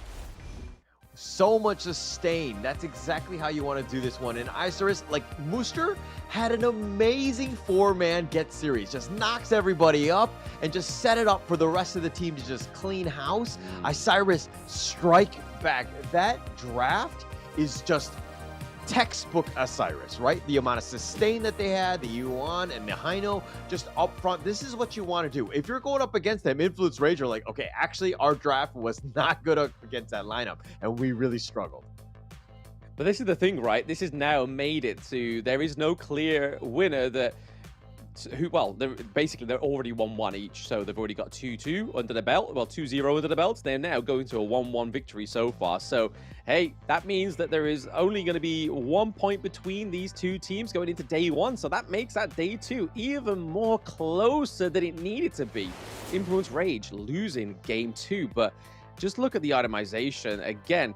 WinRG, 0 deaths on the board. This guy's positioning was something else. Yeah, something else. 607, able to do, get all that farm, do all that damage. But look, everyone else has died only once, right? Wind RJ, Capax didn't even die himself. So again, the positioning of Osiris was just pinpoint perfect. Yeah, you got cut out a couple times, but Muster with 515, just so much control. Ezreal up front with his Fate Rewinds, and then plus you have Menguche, which is with that terrible music. You just had so much affronting the enemy team. Yeah, this is what happens when the Hue-1 comes through as well, right? It's just such a great sustainable pick. Muster on the Mayeen, absolute monster. I think he was really overshadowed in that whole game because he was able to just do multiple things at once. He kind of set things up to go on route, to be like, hey, I'm going down there to the farm lane. I'm going to push those minions, get that macro play. Then I'm going to go and rotate back onto my team, get a kill. And then I'm just going to basically malleable myself around whatever's going on. I'm going to force those minions into the T2. And it just kind of sees he sees the bigger picture, right? He's not just a macro player. He just sees everything that needs to be done. And he's managing it very well. Yeah, for sure. And he's just literally carrying the team, putting them on his back, just putting the team in a good position to win. I think going back to this one, if Osiris can just take this draft every single game, I think they'll be comfortable. I didn't see any sort of weaknesses. Everybody knew the limits of their heroes, and they knew what they have to have done. Like, the roles were perfect. On the other side, Influence Rage, I can't say the same. I just felt like Sony was too comfortable on this Young Yu. This is what the Influence Rage really hopes for, right? They hope they can just get a dominant early game, and then they can just lead on the victory from there. Whereas ISG have proven both in these games, they don't give over the early game. They just struggle with trying to get the control out of the gates from into the mid game. And then, but this time around in game 2, they was able to do it, and they got the win. And WinRG, rightfully so, getting MVP. 112k damage, no deaths, 13.9k gold as well. This guy was a slippery fella on Aaron. Yeah, definitely. I mean, just on point. That damage is crazy. He was just in the back, just burning everyone. And they, you know, Influence Rage need to find a way to get onto WinRG. He was just left untouched almost in most of the team fights. Everybody else is just kind of getting in the way. But before we get into game 3, let's take a quick little break.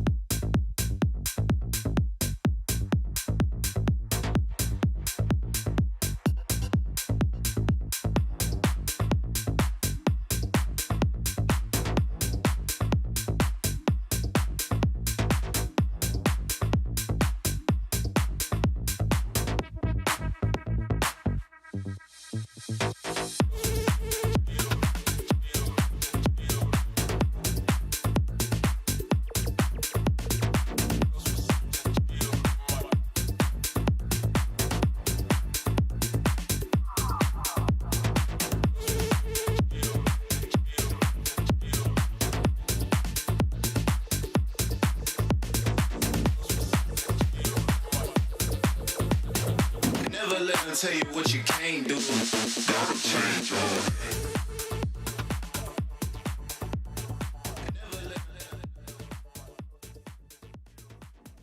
And we're back, and of course we wanted a game 3 between Influence Rage and Osiris, and we're gonna be here. And of course, you know, both of these teams, we're gonna, you know, hit heavyweights that we're gonna just kind of go at each other throughout. It was gonna be a crazy game, and we're happy to see this game 3. But Blam, your thoughts going into this one? I mean, hey, it's a flip of the coin now, right? Whoever wins this game 3 means that they are going to go into day 2 as the top of the board, but only by 1 point, which means that if they will obviously come head to head in day 2, right? So it's all about how they decide to, are they going to show all their cards on the table now just to try and get above in day 1, or are they going to reserve some of those sneaky secrets for the back alley deals for the side of ISG or Influence Rage? If it was me, I would just go all in at this point, right? Get yourself that lead, put pressure on the other teams going into day 2, right? There's nothing better than being up front and being able to control your destiny. I think that's going to be super important. Both of these teams are going to really want this one. No, I'm all about that poker face. I think I would go in with a little of a bit of mystery, to be honest, so that they think, hey, they mustn't be able to pull out anything more. They can't be any more crazier than the Dharma and the Marco Polo switcheroo, or even the Aaron pick. But they do ban out the Ming on the side of Influence Rage, which could have been the unsung hero, right? Because that meant that Aaron was able to just do so much damage, was able to just amplify, but also do the damage reduction as well. But then also means that damage dealt onto your opponent was going to be more. The Dachau as well, and onto the side of ISG, they ban out the Lung. Yeah, a lot of respect on that one. I mean, Ming just like stealthily just boosting up everybody. Nobody really, well, like as an impact in terms of KDA, you don't really see too much, and you don't see him doing a whole lot of damage in that sense. But just the amount of support that he was able to provide, quite high. Influence Rage points it out, realizing that, hey, we can't let that happen again. We're gonna ban it here, and they pick up the Dahlia themselves. Another really good roamer here. Yeah, I'm pretty scared of this pick, right? Because this was the differential piece in game 1, just being able to give over the Celestial Melody to the Kaiser, to the Lung. But fortunately enough, they don't have the Lung this time around, right? But they go for the Lady Gen. They also have the Orgrin on the side of ISG. Is that going to be must to pick it up, the Orgrin? We shall see. Yeah, we're going to have to see this one. I mean, for the record, I would have liked, if I was ISG, I would have just picked the same draft. If it ain't broke, why fix it? Everybody was, again, playing that one to the T, but it maybe might just be one of those things where, you know, to your point of just like playing poker, you're just changing things up, just throwing another wrinkle into your strategy. Oh, Influence Rage going for game 1 draft again. So the Elaine, the Kaiser. But I think the reason why they're not just going to stick with the same draft, I think that's how important That's how important I think that Ming pick is, right? Like, that is the staple thing that makes that whole thing work. Okay. No, it makes a lot of sense. I mean, the amount of boost that you have, it's like a really good combination. It's starting to play off. It did really, really well in that last one, and also in the last series. So it makes a lot of sense going into this of just changing it up and being a little bit more stock standard. But now you've got the Ogren, Lady Jeanne, and of course the Marco Polo. They tend to like to pick that Marco Polo in the first phase. Your thoughts on that one, Blam? I mean, yeah, WinRG on the Marco Polo played fantastically. Obviously, it was Must the last time we saw it on the board, but I can imagine that he would be just as good, right? The Dharma does get banned out there, thinking that the Ogren is going to be that jungle pick. But I think I've got more sense that this is going to be Ogren in the Clash lane, right? Because we've already seen it already, that Must has picked up the Ogren once. It's just a little bit of a throw-off here. But the Garo and the Ho Yi is a good pick, right? Because if you get those double Blazing Sun arrows from the Ho Yi, that's just going to set up team fights in a very nice way for Influence Rage, but a terrible setup for ISG. But banning out the Mulan once more, that makes it think that that Ogren pick is going to be in the jungle. But hey, I think it's going to be in the Clash lane. Let's see if this pick's going to prove me wrong. Yeah, and I like the fact that Ogren can be flexible in that sense, right? It creates a little bit more chaos on the enemy team in terms of drafting because it's like, oh, which way are they going to go? But I do want to mention the ISG ban of the Hao Yi. If he hits, I mean, with the Dahlia Celestial Melody, seeing 2 Burning Sun arrows, and that could just be an instant GG in somebody in the other lane, right? It could totally, like, exponentially increase the farm of those other lanes because you just set up so much damage in the stuns in the other lanes. Yeah, it means that you gotta keep one eye on your map, one eye on your buttons and your character, right? So it does take a lot of attention when you're playing the Hao Yi. And right now, going into Game 3, I don't think Influence Rage could pull that off as per se, because there's a lot of pressure going into this last game of the day. But they do pick up the Arlie again, so the Patroni on the Arlie, and then they go for the Princess Frost for some great zoning potential. So we could be seeing 2 seasons of winter rather than 1. The Motsu filling out this support role for the side of ISG. Great shot calling potential. The Cannon Blasts coming through as well. Great setup for even Marco Polo or Ogren to just latch in there. But we've seen it time and time again within these tournaments, right? The Motsu with the Lady Jen just being able to kind of place down those Cannon Blasts, but then also follow up with a really, like, terrifying destructive deluge. Yeah, I mean, it just sets it up. It's just a really nice combination there. But again, I'm not a huge fan of Princess Frost. I understand why heroes or why teams will pick it, but it's one of those things where it's either too defensive or, you know, you just get out of the winter is here. You just get out of that blizzard, so to speak, and then you just kind of look to reset more than anything else. But if you have somebody that's like up front, able to like lock people into place and just to have people group up, I get it. It stacks on top, you do so much damage. But in this draft, I'm kind of not really seeing somebody who's like gonna attract all that attention onto you. Yeah, I mean, towards the end there, it does turn out that the Ogren is going to be in the jungle there for Azrael, and then we're going to get muster on the Mai again. So are we going to get a masterclass muster of game 2, or Influence Rage to be like, hey, we've played against this once, we know how to defeat this, we now have the Dolia, let's go. Yeah, Muster's so good on the Mayan. I'm just happy to see him there because he's just, the way he just repositions, does his damage. I mean, he was like 5-0-5, 5-1-5, something like that.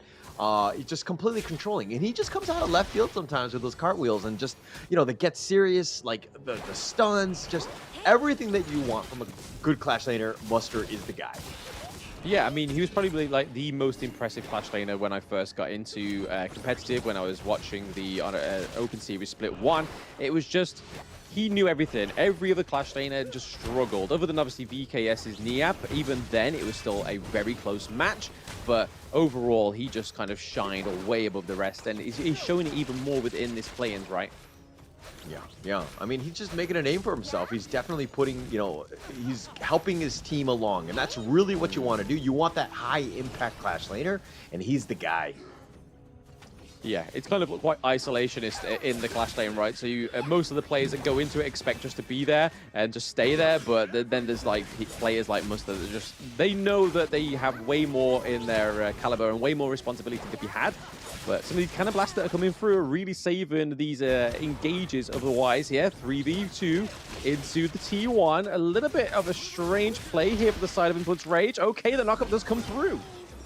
Yeah, it was a nice Ocean of Tears, but no real follow-up, no real chance to actually do any damage against Raikou, who's a bit on the tankier side.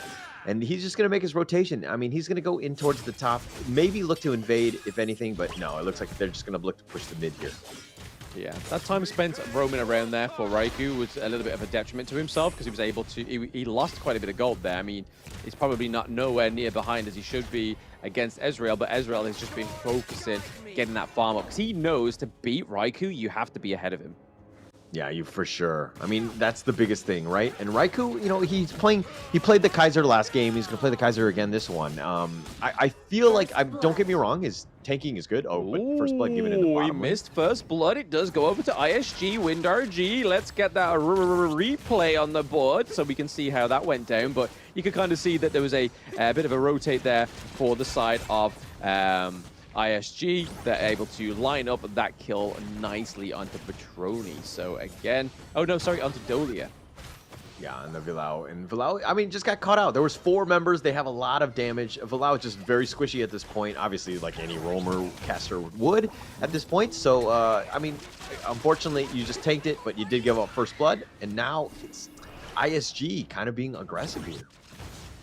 Yeah, I mean, First Blood, right, it's not only just the honorary title, but it's also the extra bit of gold, and that always is a great thing, especially if it goes over to the right person. If it goes over to your support, it's kind of like, okay, it's kind of showboating, but when it goes over to somebody like WinRG, you are getting that extra gold. You are trying to get ahead of Petroni, which he was able to do in Game 2, and I think that's the kind of the fight that we have here, the kind of mini objective, the unspoken objective is making sure you're ahead of a Raikou and making sure you're ahead against the Petroni, because they've proven to themselves that they know how to just farm very efficiently. Yeah, but also I want to give credit where credit is due in the sense that like WinRJ is able to get farmed as well. Like he's a guy that really has impressed me throughout the series. He's definitely made an impact. I mean, even on the Dharma, on like pick as a hero, he seems to be very well versed in it. He understands how to do it, and his positioning has been pretty good throughout the series. Oh, okay. Did we see the steal for the Azure Golem? Yes, we did. Raikou putting some respect on his name there. The Path of Passing does come through to try and save Ezreal out of there. Able to pick up that Honeydew as well, looking for a potential re-engage into the mid lane, but nothing to be committed just yet. It means that they did take the Azure Golem, though. However, that is quite a vital thing for a hero like Orgrim. Yeah, I mean, you're taking it away from him, and Israel's going to be kind of starving in that sense. It's a little bit more difficult for him to farm, and this is what Raikou wants to do. You want to be kind of, you know, invading the enemy jungle, taking away the buffs, super key, and now it looks like they're going to take the Tyrant here. Yeah, there was no rotation there from Raikou. He knew that it was pretty much already lost at that point. There was too much damage being put onto the Tyrant, and we do see that they are able to secure it for the side of ISG. Musta go 1v1 here against Raikou, able to survive a little bit because of that HP regen for Mayin as well. But again, we're seeing the classic Raikou. He has now found a way in. He's got his do not pass go point, and he's able to go into the enemy jungle, just picking up the Crimson Golem, the Azure Golem, really just trying to starve Ezreal because he knows that that is one of the golden points. Yeah, I gotta slow him down just by taking away his buff. Oh, they're gonna go in. Okay, potentially going in here, but Petronia has to life step back out there. The Path of Passing does come through. A little bit too much rage on the side of Influence Rage for Orgrim to make anything out of that. But now we're seeing Raikou rotate around as well, already having the lead there, trying to cut them off, trying to do a pincer movement, it seems, but it's hard to pincer movement somebody that can go for a wall. What they can do, however, is try and starve that Azure Golem from you, is able to be claimed on the side of ISG. Okay, the stun does come through, Destructive Deluge as well, but the Death on Sunset into the backline, trying to catch out the Lady Gem, but it's not going to be enough. We see that Ezreal is able to get the Conductor of Souls onto Sony. He does fall once more. We see Musta coming in as well, but no commitment any further because they're able to just take those little wins. Maybe we'll see a bit of a catch out here. You can see Musta just waiting like a hunter for prey.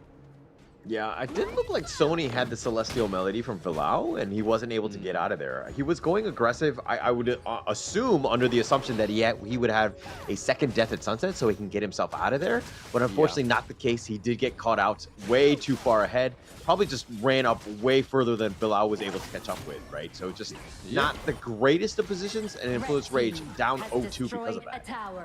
I mean, in the heat of the battle, anything could happen, right? It could have been a misclick, it could have been a miscommunication, we don't know. It could have already been passed over to Kaiser for the Invincible Warrior, because we did see him proc it pretty early on within the team fight. Cannon Blast just trying to connect onto Raikou, just making sure they can keep him away from that Crimson Golem. It does go over to ISG, WinRG. So again, more damage going over to WinRG. They are just trying to make this this Marco Polo snowball. Yeah, but like any sort of ranked Honor of Kings game, you just blame the roamer, right? He's not in position. He's not in the right spot, right? So it's clearly Bilal's fault, right? I'm just kidding. Oh yeah, all the time, all the time. You got my support there. Why did you back out? But there we go. The Fever Barrage comes through. Someone's not backing out, and it is WinRG picking up another kill onto Sony. Sony not having the best performances after that Zhong Yu pick, right? It's all been seen a little bit downhill. The Hegemon Slash not quite coming through for that in the last game. They do steal the Azure Golem, however. That is a crucial crowd control of 3 thanks to the Scepter of Souls. But not even done yet. Kaiser goes down. A double kill going over to Ezreal. And another one.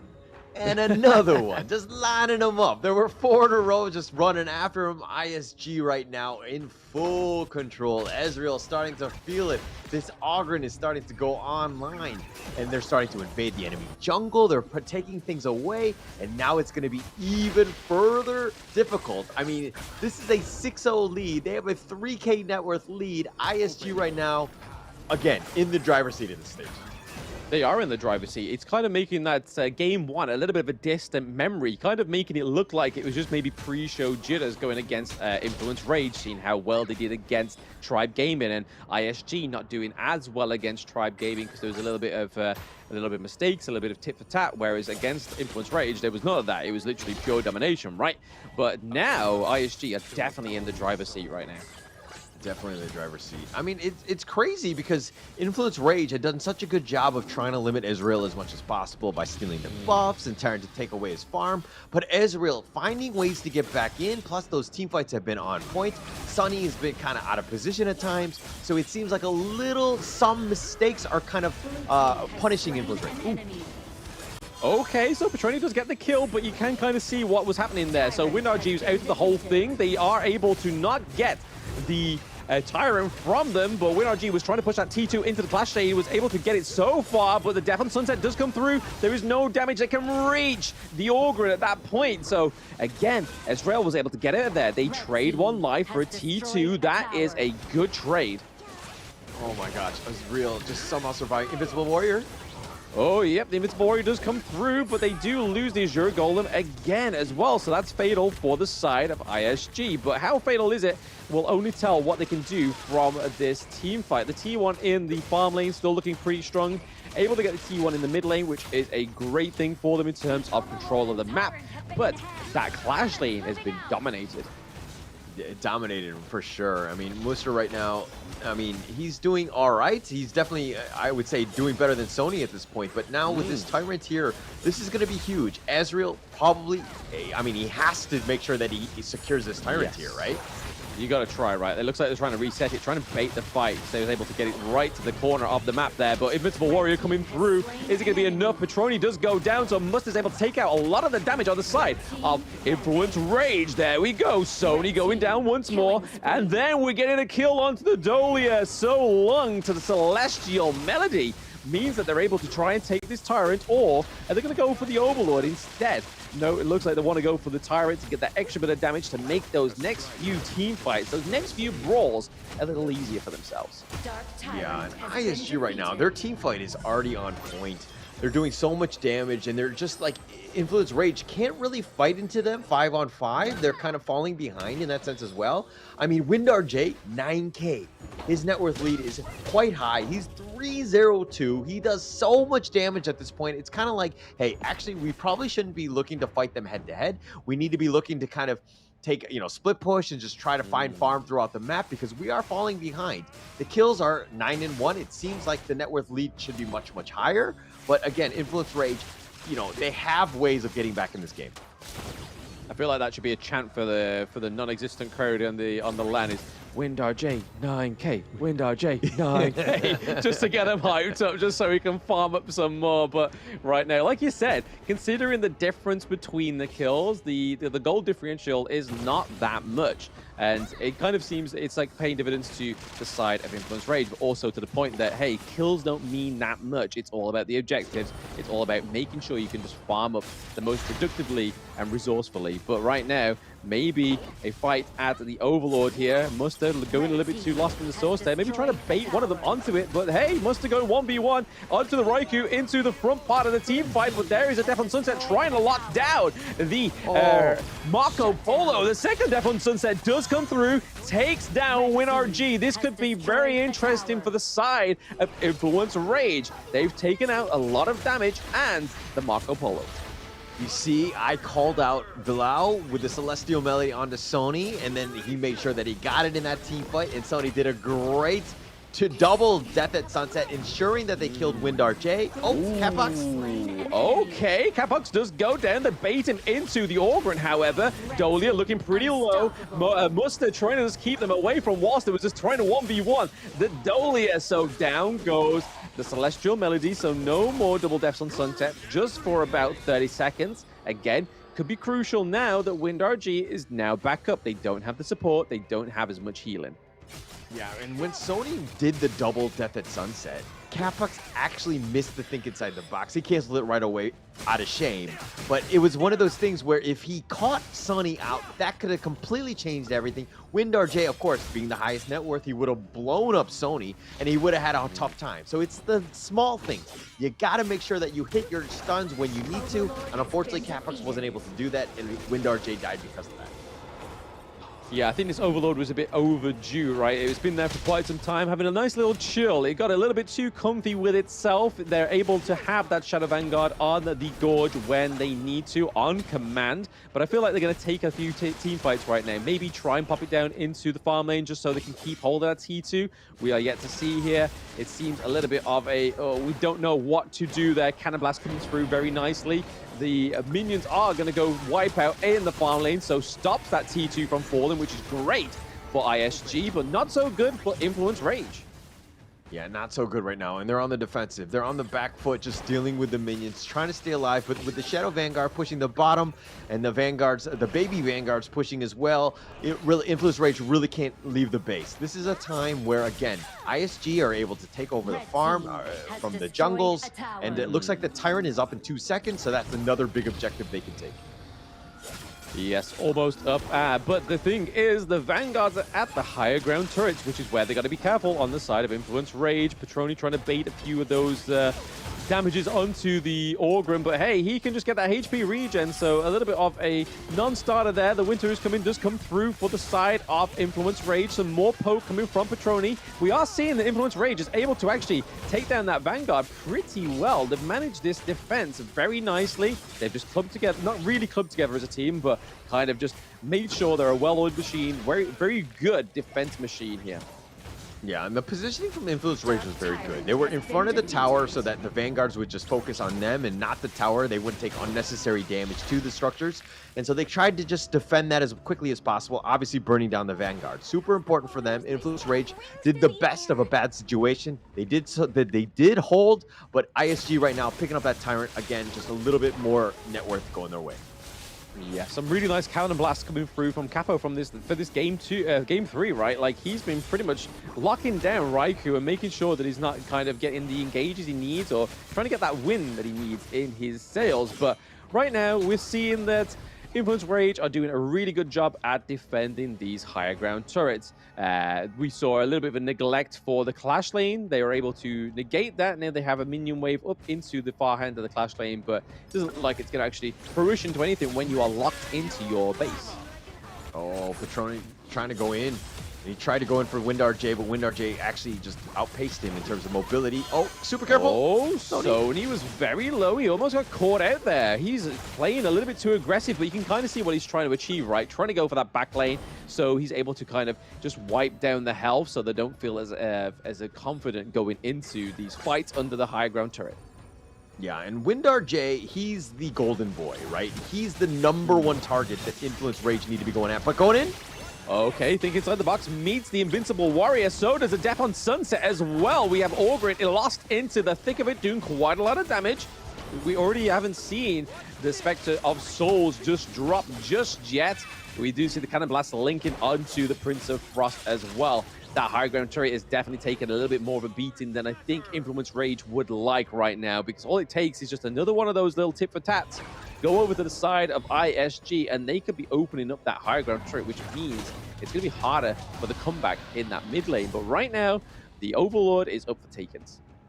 yeah, I mean, they know, Influence Rage definitely know that the Overlord is going to be taken here. I think they're happy to just take their own jungle back, at least for now. Just push things out. The waves are not an issue, but it's a situation where, you know, again, ISG pushing them out. That net worth lead is slowly growing, but it's still not, you know, I mean, Influence Rage could still come back though, so there, you know, there is that potential. Oh, yes, we are in a very aggressive win RG because he has that Sage's Sanctuary as well now. So second win for himself. You may as well play to your strengths.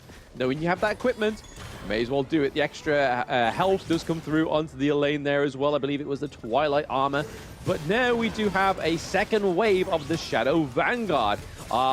Influence Rage can be able to do everything in their power to keep these higher ground turrets alive. Only time will tell, Hola.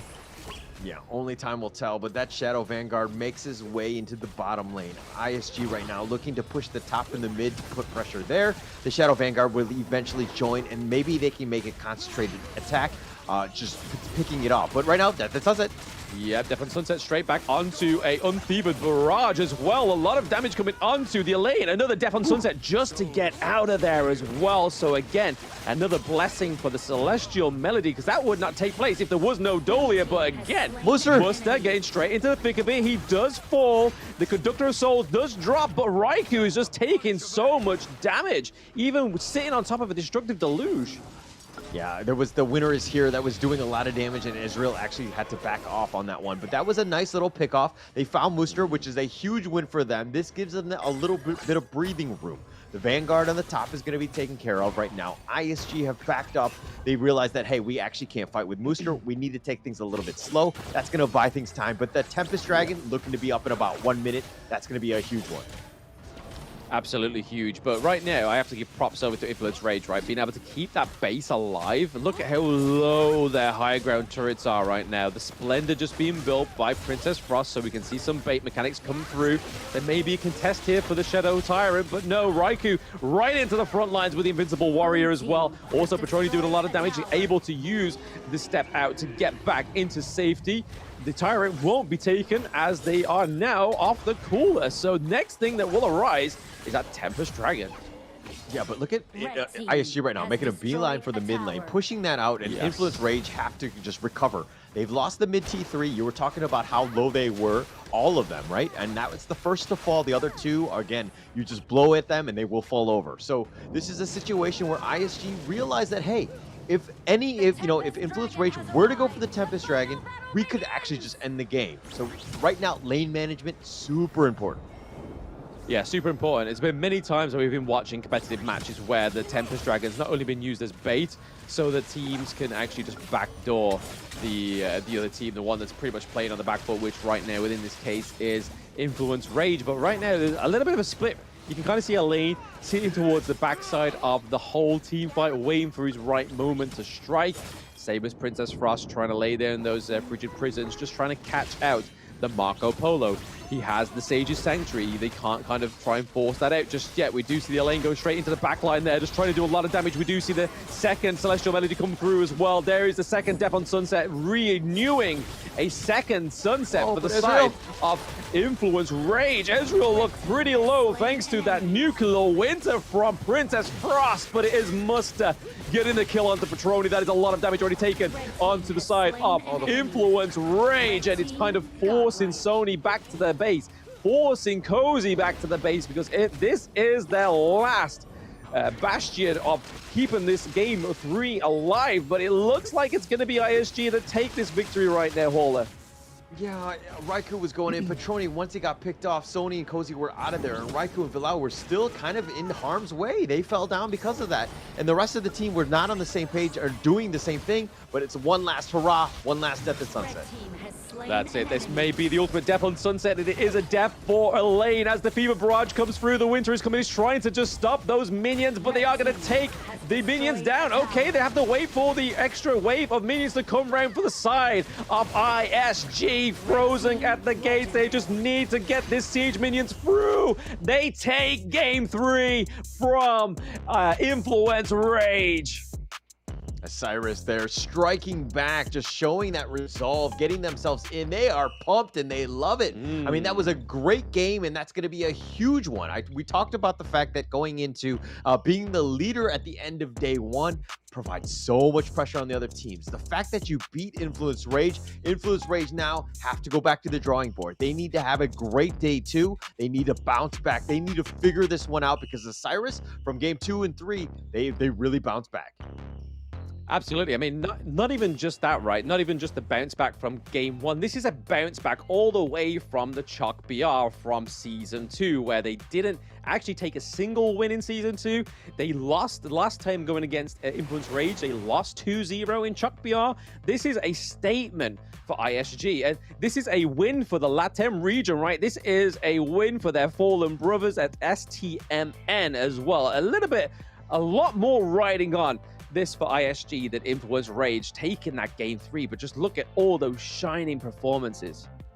Yeah, I mean, the big one, Ezreal on this Ogryn, 707. You must ban this out against ISG. You do not want to have to do this again. And Windar J, again, just stepping up. I mean, it's 18,000 net worth. Are you kidding me? 5-1 and 5. I want to talk about his guy's damage because he was on point. The fact that he only died once has got to be crazy, right? $157,000 damage, but Menguchi, now 192, even more damage on the Lady Jean. Hey, if you need an investor, I think you should just call WinRG, right? I mean, like you said there, Hauler, the fact that he can amass that much resources in such a short time means that he has definitely a multiple skill set rather than just being quite great in that farm lane. But hey, what a fantastic game to roll out the day 1, right? That was just a huge comeback for ISG. What looked like a very shaky first game. Yes, it was very even. They were able to turn around game 2, able to turn around game 3. And here's some of the highlights on how this game 3 took place.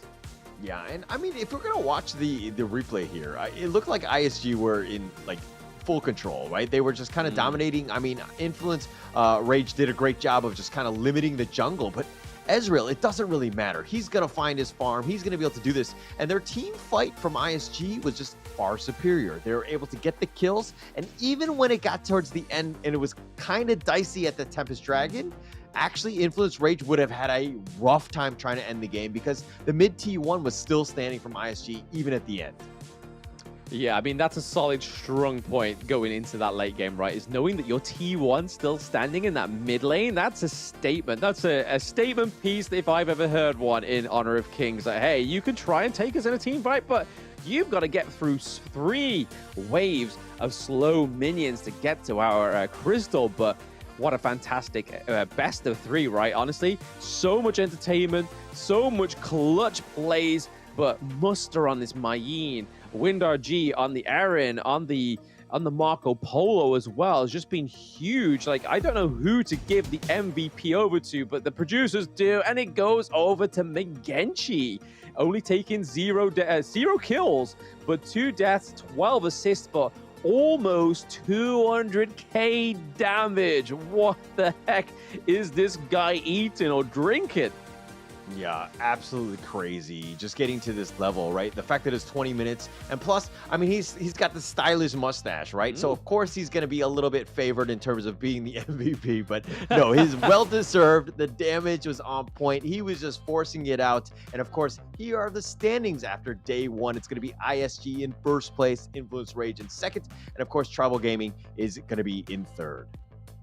Yeah, so you can already see that this is a huge thing for ISG, right? Again, like I said, Season 2 wasn't the greatest performance. Chuck BR, they lost to Influence Rage, and now they are here going into play-ins day 2, where their first game is against Tribe Gaming. And then that's the standings for today. I got a little bit more doolally there. I was like, hang on, we're going to see this matchup again? But no, there is the standings for today. Getting a little bit ahead of myself. Yeah, and this is actually going to be the schedule for tomorrow. Tribe Gaming going up against Influence Rage to kind of start. And of course, ISG, Isurus Gaming going up against Influence Rage. In that second one, Isurus Gaming going up against Tribe Gaming.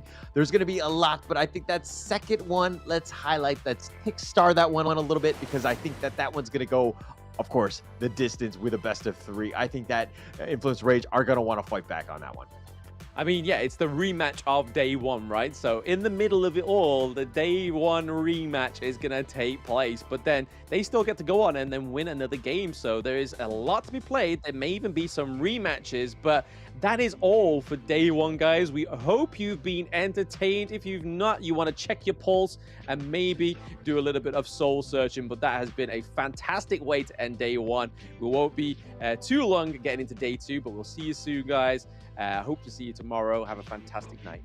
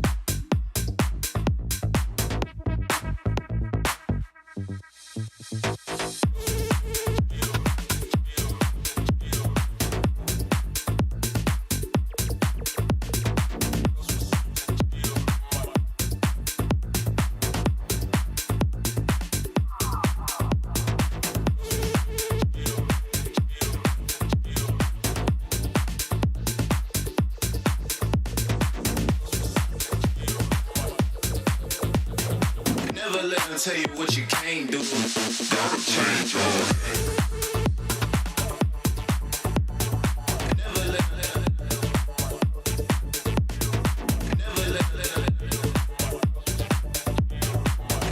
them tell you what you can't do.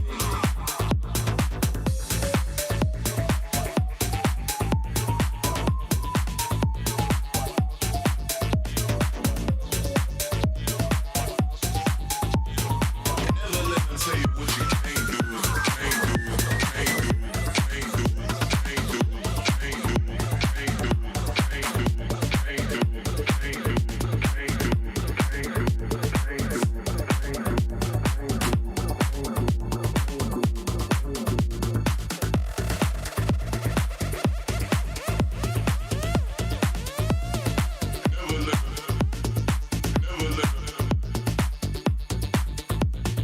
Never let them tell you what you can't do.